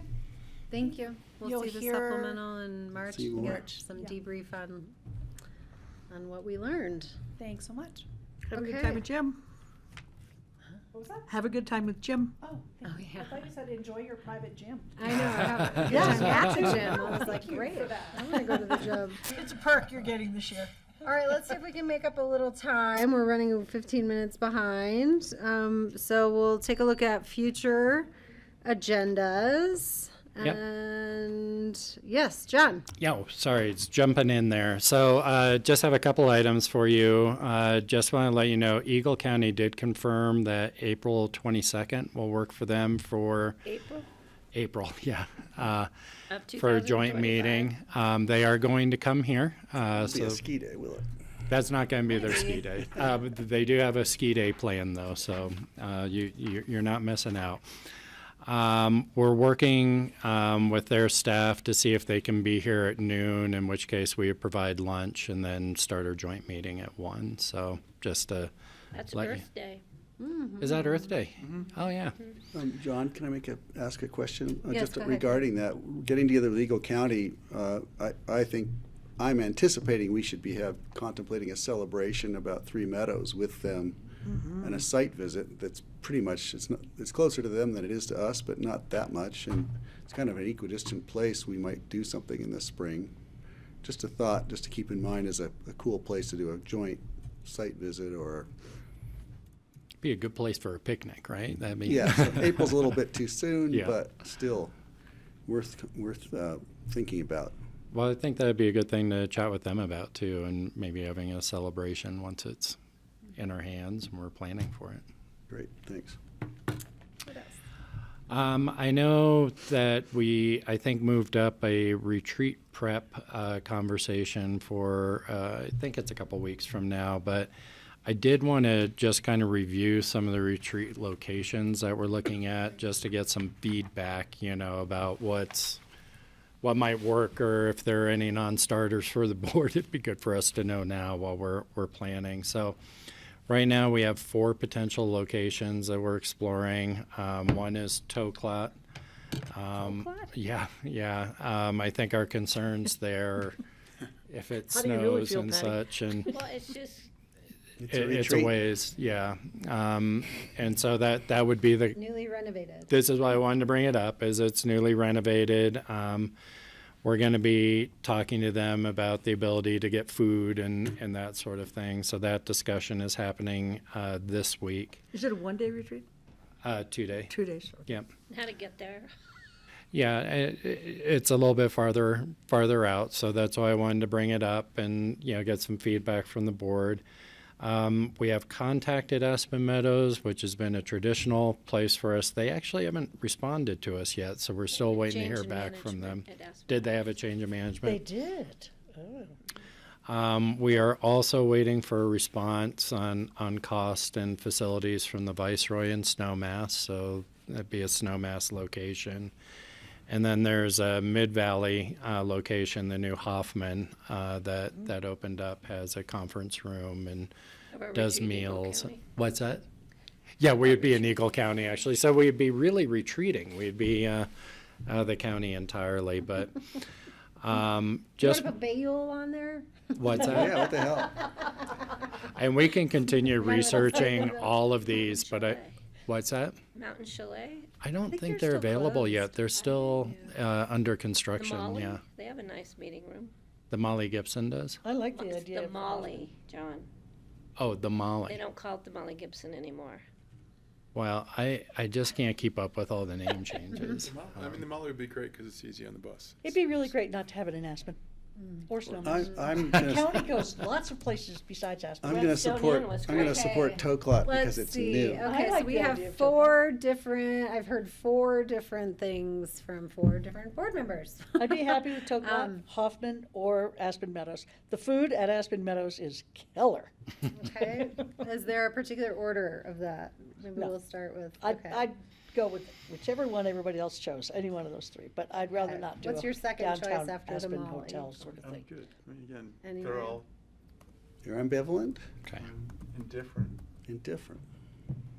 You I'm a said Toklat. I'm Toklat. Toklat. I will accept nothing else. We've had them in the past at the Redstone Inn, and that was very nice, and we spent the night. Hmm. It Well, was there's the an night option. of the plane crash, because I That is- remember it quite well. It's gonna be tough for me. That's an interesting suggestion. Do that, but not impossible. They would definitely enjoy the business. You know, the guy who owns that runs at about a $200,000 deficit, and he supports it because it's important to the valley. It's a And the pretty cool food's guy. good. Sounds like my house. Okay, so now we have a 5th option on the table without getting. So whatever Charlotte can work out, we'll be happy. Okay. Oh, really? We didn't want it to be a surprise. None of the so places what- are offensive. Have you so re- That was the if- key question, if yeah. something emerges Well, as the best yeah, deal with the yeah. best support and availability, then maybe bring that back on A the hotel 28th, if conference that's room okay. doesn't appeal to me. I kind of want to be inspired by the setting and this group and our topics. So let's go for something inspirational. That's where I am. Maybe 2 out of 3, or no? Maya Tulum would be my first choice. Okay. I think we hear, and we still need to hear back on all the details. We're still waiting to hear back. Didn't help much, did So it? Toklat doesn't do food, we'd have to have it brought up. They do some food up there. We're trying to understand Well, what the we could options maybe are. bring food in from, Right. We'll bring back Jour de John. Fête. I just would know, I don't. dates. What's that? The dates real quick. What are the tentative 17th and dates? 18th 17th and 18th of February. of February. I've got that in here. I know you'll consider this. We had a little bit of discussion on possibly a panel, if people Mhm. have to Zoom in rather than attend in person, might just be a consideration. We'll look at all that, yeah. And that's all. Can you do that at Toklat? I don't know. They have Wi-Fi. Oh, yeah. Do that's they a- really? I can't imagine. They've got Starlink up there. They have Wi-Fi? Yeah, they do, because they're doing this. They're, part of their whole mission is, retreats and conferences, so I believe that's, but you should check to see if the bandwidth is correct. That's all I have That's for all you future had? agendas, yeah. Okay. I will bring up, so at last week's agenda meeting that Jeffrey and I conducted with staff, Rye had mentioned that he would be happy to use all Tuesdays mornings for exec time if we don't otherwise have community presentations or staff presentations scheduled, or do not have conflicts with other board member conflicts. So I wanted to check in. I believe next Tuesday there's nothing on the morning, so we could lend that time to Rye to catch us up on some exact items. I won't be here. You won't be here, that's right. The 28th, I don't know if you have things in the morning. I'll wait till you're done, and then I'll fill you in. on what Okay. I'm doing. So I'll throw that out for consideration, and then Patty, I'll go to you. Yeah, you know, we didn't used to schedule years ago, and I think it works well when we just schedule Tuesday mornings if we need them. We've already got a space. I'm giving Sam a list of dates there's a conflict with the Aspen Chamber meetings, so you either know to start them later or that I won't be there at the beginning. So that's a choice. Do you mind just sharing that with me too, and that way I'll keep track of it Yeah. as we do agenda I will. Well, discussions? I had a list, but I understood it, but nobody else did, so I have to further clarify it. So when I get it done, Kelly, I'll make sure that you guys have it, and Ryan has it too. Okay, are there any immediate ones? So the 28th? The 28th, Okay. That's I will that's see, 'cause helpful. I So have at them least in for the my- next 2 weeks, it looks like we'll schedule some exact time on the 21st, but not on the 28th. yeah, the ACRA meeting is the 28th. Okay. It's usually the last Tuesday of every month, and so sometimes it's our 5th week, and we don't have meetings, so I'm good to go those times. Okay, and then I will also just note from our one of our conversations this morning, John, if you could add it into the notes, that we may need to schedule time for a special meeting on the 28th, if to approve the Three Meadows contract, since it's possible we won't get it in advance of the 22nd to vote on and review and vote on. Thank you. Yeah, you're right. Francie. Yeah, while we were talking about exec session, I had a conversation with Steve on our way home one night, and I was thinking that the traffic for our exec sessions is really bad. And I was wondering how you guys would feel about doing the exec sessions at the end of our meetings on Tuesdays instead of before, so we would miss some of the afternoon rush hour and we would miss the morning rush hour by coming in later. Just until we have some resolution on this traffic. It's just so bad. It doesn't let up, you know, when we're trying to get here at 9:45. So Patty. We'd probably still have to start our work session early to get our work session topics in. So you either miss some of exactly, or you well, miss if we some started of our... at noon, for instance, and we went until whatever, and then we had our exec session. I know it's kind of an out there suggestion. I know it's just, and I think you'll experience it, you know, like I do, that coming in at that time of day, well, like all of our employees, for instance. I mean, like everybody else. unfortunately, it's not possible for me. Because you have to pick up your kids. Mhm. Okay. Yeah. well, I would support if you wanted to call in for execs to push back the time you're traveling traffic, or yeah. something like that. But that's gonna be not possible. I mean, even today where there was no traffic until you get to the airport, then it's 45 minutes into town. You know, it's just Yeah. crazy. On the bus? No, in my car. Are there other I have a future few. agenda items? Patty? Yeah, on the 11th, John, the meeting, I think you probably know the answer. We're having a discussion on something, I don't know what it is, on February 11th. I think it's February 11th. It's called Performance Data Indicators.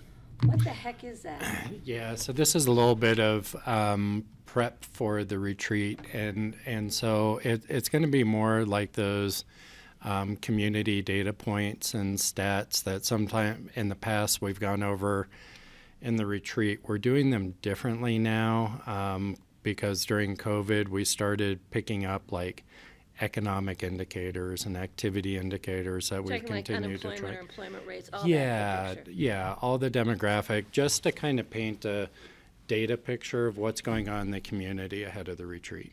Okay, I just wasn't sure what that was.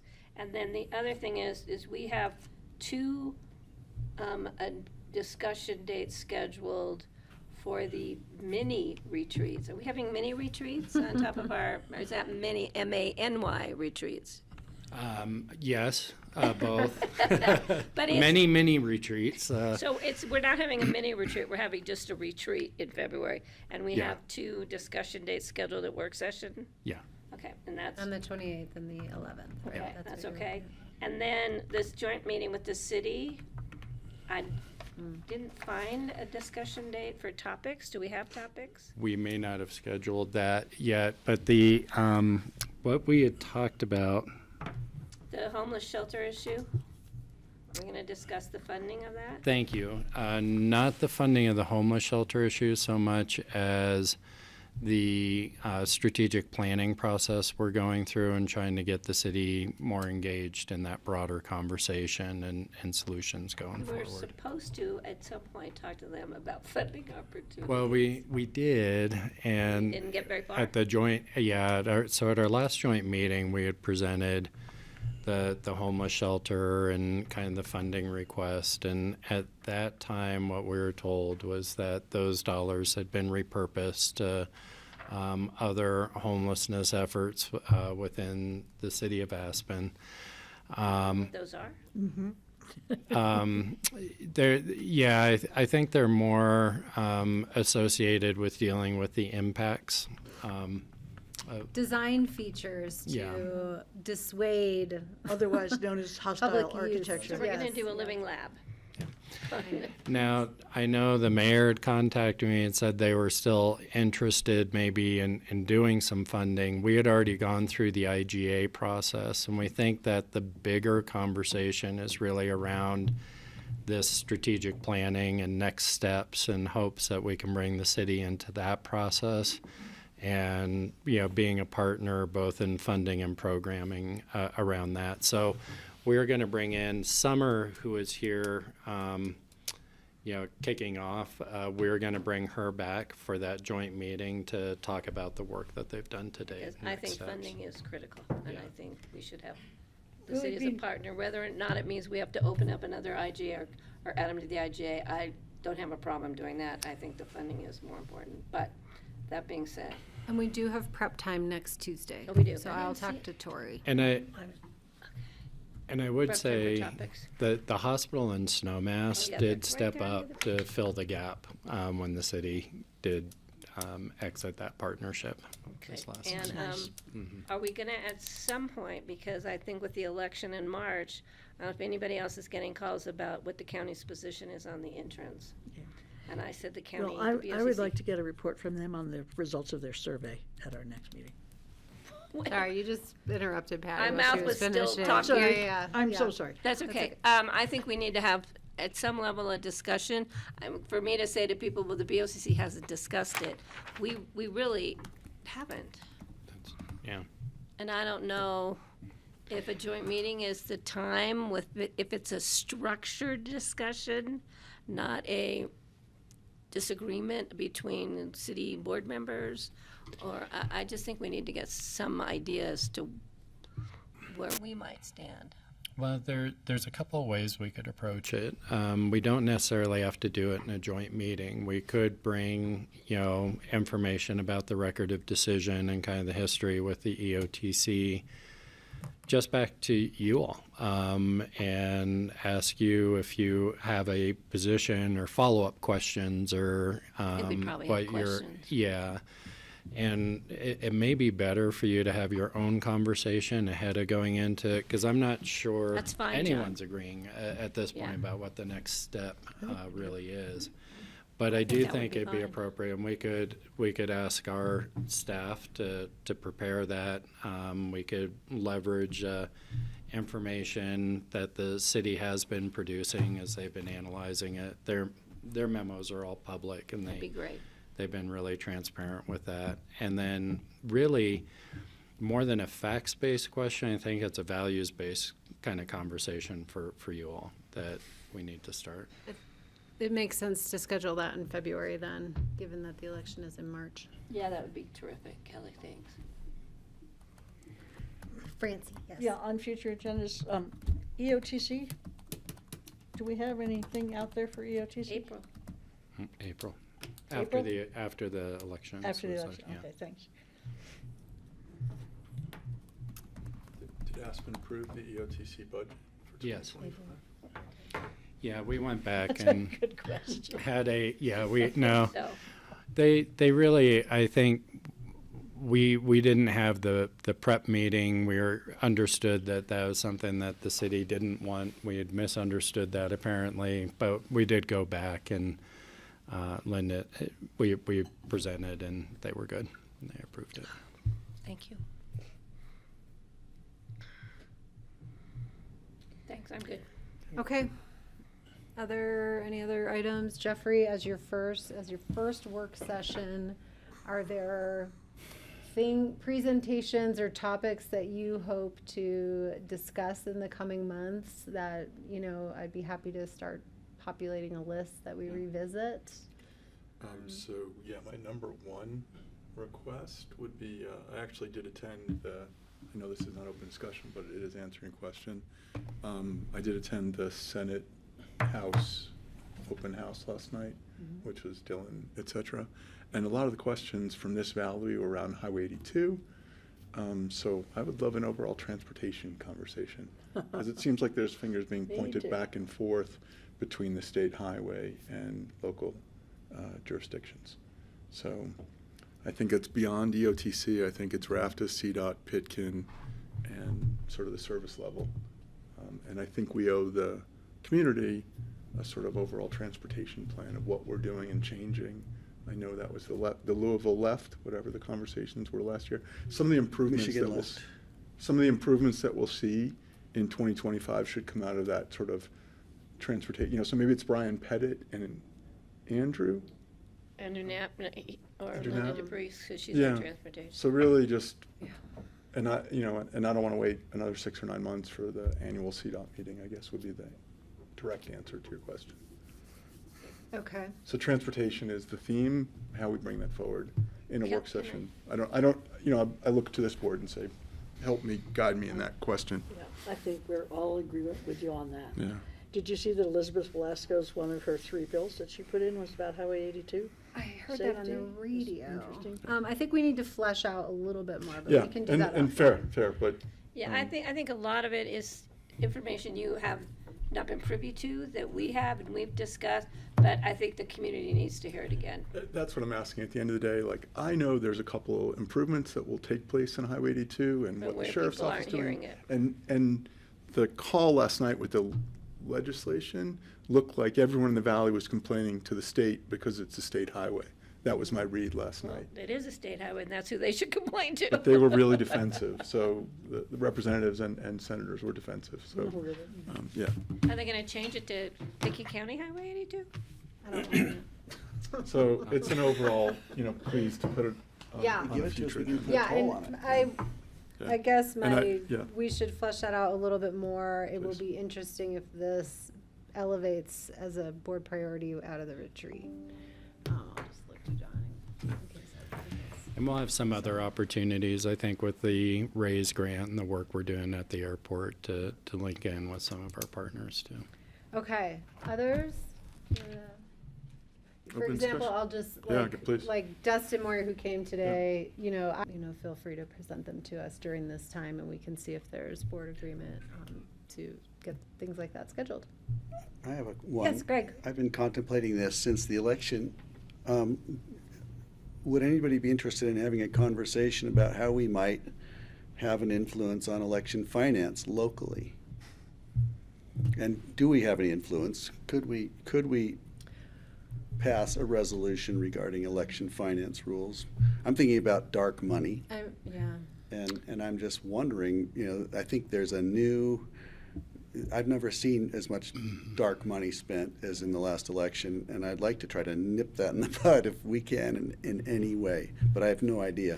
Go ahead, Did you John. see it locally? No, I would, my initial inclination is you might want to have that conversation within the attorney's office before bringing that to us, because I don't think we are able to restrict issue-based money based on Citizens United. But I'll look to John.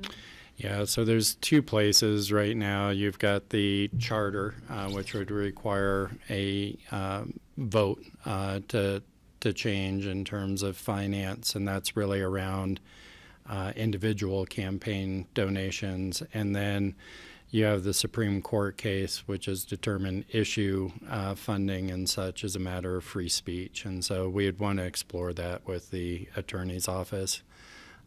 Which is why we've seen such a proliferation of PACs and such. Yeah, but it is disturbing. I do share. An individual donation is what, $400 or $500, something like, or $2,500 or $200. But if they donate to the nonprofit 501c4 or whatever, it can be sky's the limit when that dumps the money in. Yeah, Yeah. and it's private. And it's private, yeah. We know who I they have are, but it'd be concerns nice if everyone did. too. Anything else? It's private if it's about education. It's actually public if it's about a ballot issue, the donations. So if it's a ballot issue, then that is publicized. So it's not all private. It's complicated. It is, There are layers with political action Right. committees, but you're right, technically, if it's going directly, but there's a lot of sideways money there too. If there was a way to put a And foot that's in the what door, I think you're worried about. I'd love to put a spanner in the works on that Is that one. what you're talking about, basically? Well, I'd like it to be transparent, is all. I mean, I totally agree. I mean, that was the money spent on the airport questions in this last county election was historic, and I think that went very under the radar with the public about, like, we're talking about $50,000 sheriff's races as being huge money, and now we have, $500,000 airport elections. It's crazy, and nobody knows who donated all that money. Yeah, we do. You may. I may not run in those It's not roles, public. but okay, we're still behind. So let's keep moving. We have a debrief about our staff and colleagues' trip to Washington relative to raising money for some of our priorities. Okay, well, we can save some time here. Take it away, Francie. Okay. So, we saw we had 4 different meetings the day that we met. The rest of the time was all travel. And the first one was with Chief Randy Moore at the Forest Service. And the first thing we talked about was the potential cut to the budget and what kinds of preparation do they have for that. And I specifically brought up our avalanche awareness program and wildfires, of course. And they said that anything that's related to safety will not be cut. And also, however, recreation could take hits. That's basically what I heard him say about that. And then we brought up the concern that Kevin Warner and Gary had brought up about how we have these 2 employees from the Forest Service who have supplemented the work of Open Space and Trails, and that we had heard that we weren't even going to be able to do that even if we paid them. But Chief Moore and a couple of other people in the room said, really? We would love to have you do that. We love that. So there wasn't really any ownership that message had gone to our local Forest Service people, but within 2 days of our return, a call had gone to, I think it was to Kevin, or maybe it was to Scott, that yes, we could go ahead and hire those 2 people. Can I ask, does that apply to those positions in Summit and Eagle, for example, that are funded locally? Because they also have rangers that they fund. Right. And I think it probably will, but that's a question I have. I don't know. It was for us, and it was that we pay them, and they would be happy to. That's the same thing they do in Yeah. Eagle and Summit. I don't know if it applied elsewhere. Do you, John? Can we maybe find out, because that's where the letter originally came from, was through Northwest COG. Yeah. With representing those jurisdictions, and we camped onto that letter, and Gary wrote a letter from our open space. But it would be great if they weren't included, that now they could get included based on the success you guys had. So this sounds like there was some vertical communication issues in the Forest Service that the chief did not understand why we were bringing this issue forward, because he didn't understand that He never saw that the was letter. the direction that had gone out. But we did confirm again with our local folks that it was their understanding that all of these positions were held regardless of revenue source. And so they did so that clarification I don't think was just for us. It was Double check with maybe Jeff Schroll and I don't know who the Summit County and manager. Worthwhile, yeah. They should Another know. thing they talked to us about was their efforts to move their part-time people into full-time positions. They're working on that. I can't remember the numbers. I think they had like 2,100 still out there. that they still needed to do, but they have to wait to see what the budget does and stuff. Interesting. Then we went to visit Senator Hickenlooper, followed by Senator Bennett. Those visits were to just check in, but also to ask for support for the RAISE grant and to thank them for writing letters to support us for the RAISE grant. And I think they might have made phone calls after we were there. They were very enthusiastic. They were both delighted to hear about the results of the ballot question, and that now they are pretty much on board for the airport was kind of the impression I had. You agree? I think they were really relieved to hear that we had such great support. Yeah. So those were both very happy meetings, very short because it was a really busy week in Washington. Then we went to the Department of Transportation. One of the things that happened there that was discomforting was that we were meeting with 4 people, and this one woman said, well, 2 of us are sort of career DOT people, and we'll be staying. So the other 2 in the room will probably not be staying. You met with it the was with awkward the head. What was her name? and sad. So anyway, so Sorry. It's the life of Washington. it Yep, was. yep. I don't know. What do you think transpired there, John, in the meeting So with the DOT? it's actually, I think, a good conversation. The other thing that came out of the meetings with the senator's office is we were able to hand walk over a jointly signed letter of support for Pickens County's grant application for the RAISE grant, which was really great. And basically what we were able to do was connect the RAISE grant with other kind of goals that the administration has, the fact that, this is, to enhance transportation for workforce as well as visitors, increase the use of mass transit and environmental goals. And they asked a number of questions. They did indicate we'd have one more chance if this one didn't work out, but as we are well aware, we got that grant. We got it. Yep. Yeah. And I do think the visit, just showing the importance of that grant to our projects. I think the other thing that was really critical for them to understand that may not have come through in our grant application was a connection to the timing of the airport project. Tied that into my comments. This was our shot to do this kind of planning and to connect these types of, and that, even another grant cycle may get us outside of that opportunity. So I think that was probably the biggest aha moment at that meeting.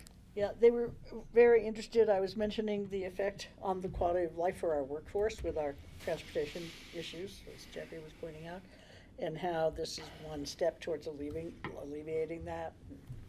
Anyway, it was a good. All the meetings were very good, very positive. I thought it was a good trip. Clearly worth it. Yeah, we did have one other follow-up meeting. I think this might be what you're asking about, Patty, with the FAA with Shanetta Griffin. No. But she is a Biden appointee, and we had several staff members on just talking about the FAA's position on the project. Now we've moved forward with an approved ALP, really talking about the importance of timing with our environmental processes, talking about the importance of lining up the grant dollars, not only for the runway project, which is going to be a heavy lift for the FAA to do in a couple of years. And I see Dan's joined. Dan, I invite you to jump in here. But also that we are trying to get our terminal planning project done in a time frame that we could still apply for terminal funding in the bill. And we are really, really tight on that. We had a really positive discussion around the funding portion of it. I think they showed a lot of commitment at all levels in that meeting to lining up the funding to make both the airfield and other improvements happen. They did make it clear that our ability to apply for the terminal funding and the timeline on environmental was largely going to depend on both how quickly we are able to respond and produce information as part of this process. So that's a conversation that we're having with our consulting team. And also how much engagement our community has in terms of raising issues and such that need to be addressed in the process. Is it going to be a 6-month, a 10-month, an 18-month? It depends on those things. And I think they said. Francie, and then Dan.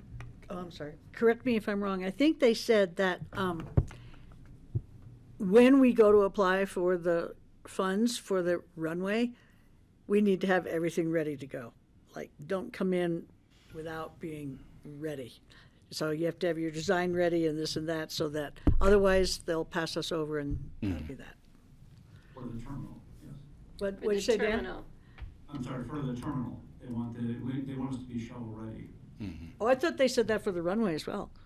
For the runway. As well, but Yeah. that's a much, it's a less complex project. Right, yeah, so that was when we brought up that we'd hired our own designers for the terminal, so we didn't have to wait. Yeah. We Patty. will do that, I mean. Was there any discussion, well, first of all, the transportation issue, I'm sure that NACO will be, that's a hot topic at NACO. And that's the committee that I went to about the use of revenues offsite. So that will be key and maybe provide another opportunity to follow up on the conversation that Greg and Francie and you started. Yeah, and we didn't have a lot of conversation on this trip about that particular issue. No, I'm not saying that. I'm saying that when I'm back there with the transportation committee yes. with NACO, that'll provide an opportunity to meet with the Department of Transportation to further our discussion that you guys started about funding for the airport issues. That's one thing. The other question I have is, was there any discussion, anybody, with Senator Bennett or Hickenlooper or with the Undersecretary of Agriculture in charge of forests about the use of LWCF, Land Water Conservation Fund dollars? We did not. That's something else we're Yeah. gonna maybe talk about with Gary, for the Snowmass Falls. To take advantage of those opportunities in DC. Yeah, so we did not talk about that. We did talk briefly about the Shred Act with the Forest Service, and of course they couldn't take a position on that, but certainly did indicate that had the Shred Act been in place, revenues would be flowing differently. Did you talk to the forest about that, or Bennett and Hickenlooper, or both? We talked to the forest about it, and they really encouraged us to keep, working with our senators, our delegation on. And the other thing is to open the conversation with Congressman Hurd, who will be back there in office, and maybe get some time with him. So We need to talk about setting up a meeting at some point, but Yeah, so I have an update on that too. So our lobbyist, Jessica, was able to meet with Representative Hurd and his staff and talk about the airport issue. And it looks like he may be interested in doing a site visit here, and so that would give us an opportunity. Apparently, he, I don't know exactly, Dan, what his aviation background is, but he is definitely highly interested and seemed to want to know. He seems to know a lot about aviation and wants to know more about our project. And he also got appointed to the House Transportation Subcommittee, is my understanding, didn't he? I know that was encouraged. I don't know if he did or thought not. he did. He We may need- have. Dan, do you know? That'd be great if he did. I do not know. Yeah, that would be great. So that's another opportunity in March. Mm-hmm. So I'd like to give Dan an opportunity to provide his observations, but what I think I might be hearing is that there sounds like a need to strategize about what the goals are for a March visit. Is Patty going alone? Are staff going to support her? What is, Anna and I are meeting tomorrow. Okay, great. Well, let's report that out To again. come up with strategy, who's on first, who's on second, and we're going to start the conversation with Jessica to set things up. Okay, thank you. Thanks. I wanted to add. Can I go to Dan first? Oh, sure. Go Sorry, ahead. Dan, go ahead. I really don't have a whole lot to answer or to offer other than what was already said. However, the meetings were it was a much warmer reception than I think we received last time we were out there. So I think all the pieces seem to be coming together. Great, Thanks, All right, Greg. I just wanted to say that after, I think Francie had already left and maybe John had already left, Dan and I stayed on. We were invited by Jessica to a black tie event that was the aviation club or something like that, the Wright Brothers Celebration Awards. And the interesting conversation that I recalled, Dan, was the panelists at this were congressmen, I think a senator, a congressman. We're talking about how the biggest fight they had in Congress was over maintaining slots for Reagan Airport, time slots dedicated to commercial aircraft to land at Reagan Airport. And I just thought, well, if they can argue about it and make it happen there, why can't we be lobbying for it here? And that's a naive, there are plenty of reasons why it hasn't happened, but the discrimination rule that the FAA has is still vexing to me, and it seemed to me that they were changing it to suit, the Congress people who are flying in and out of Reagan in particular, and that seemed to me to be something worthy of examining further. Is that, did I hear that right, Dan? Yeah, I think it's a difficult subject, and it's very complex with air traffic control with slots. So, yeah, slots have been around at the Reagan Airport for quite a while, and they've just gotten more difficult to administer after 9/11. So, and really, Reagan Airport is really a highly commercial airport. Very few private aircraft come in and out of Reagan, so it makes it a little easier to manage. So, but it's something we can investigate for sure. But Reagan is a different animal than the Aspen-Pitkin County Airport as well. So it's hard to say. We think we're just as special. Oh, I didn't say we weren't just as special. But Kelly, can I add? And if they were, Greg, on that note, if they were able to bring more attention to that, they would have to change the law to allow it. Kelly and I have the red books with all the FAA rules and regs, and then that may provide us the opportunity. Well, if you're going to change it for you and not allow us, then you yourself are discriminating. That's some discrimination. Yeah, but that's an opportunity maybe for us to not forget about. I don't think we're forgetting about it anytime That's a soon. moonshot. John, did you have anything else? Have a slot. Yep. Okay, well, thank you for bringing back $2 million to us. I called Senator Bennett's office today to thank them via John Whitney. I'm sure you all have reached out as well, but just on the board's behalf. There was a press release that came out too. Great. from Okay, Hickenlooper. let's move on to open discussion. John, do you have open discussion for us? Thanks, I Dan. will. I don't know if you need to hang out for open discussion, or is there anything for no Dan? need. Thank Okay. you very much. Thanks, All right, Dan. cheers. Nice to see Bye, you. Dan. I'll help catch us up. I don't have any open discussion today. Okay, I'll go around. Francie? I just wanted to say to the public that there is no public disclosure of where the wolves are being disclosed, that the wildlife, I think it was the Wildlife Commission, made the decision not to make it a public event, unlike last year's release with all the press and everything there. And so I'm getting lots and lots of calls and questions about where the wolves are, and I don't know. So, and I don't know anybody else who knows. So, except for CPW, and that's the way it should be as far as I'm concerned.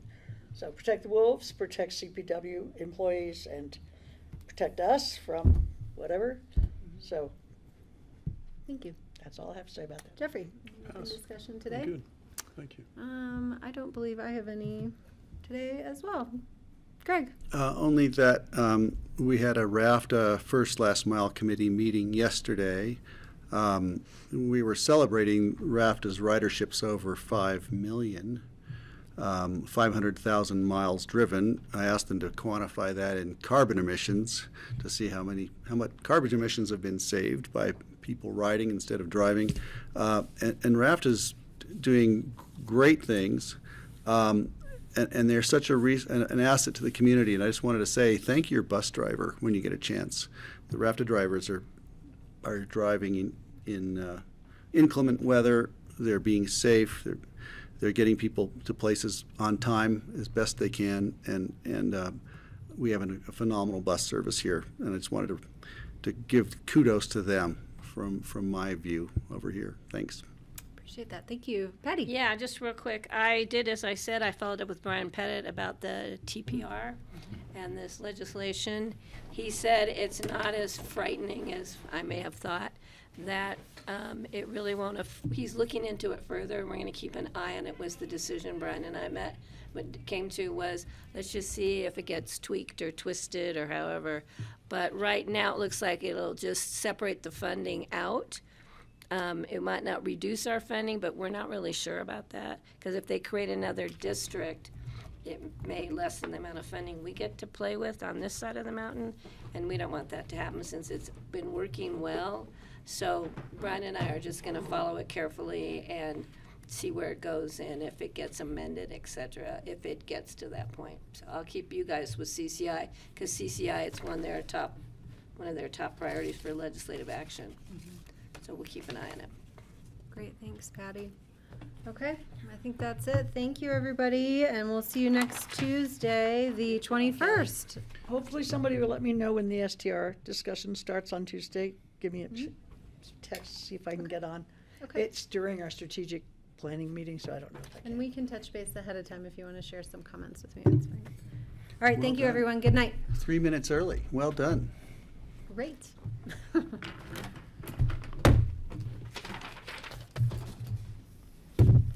Good job, Kelly. Oh, thank you. Well.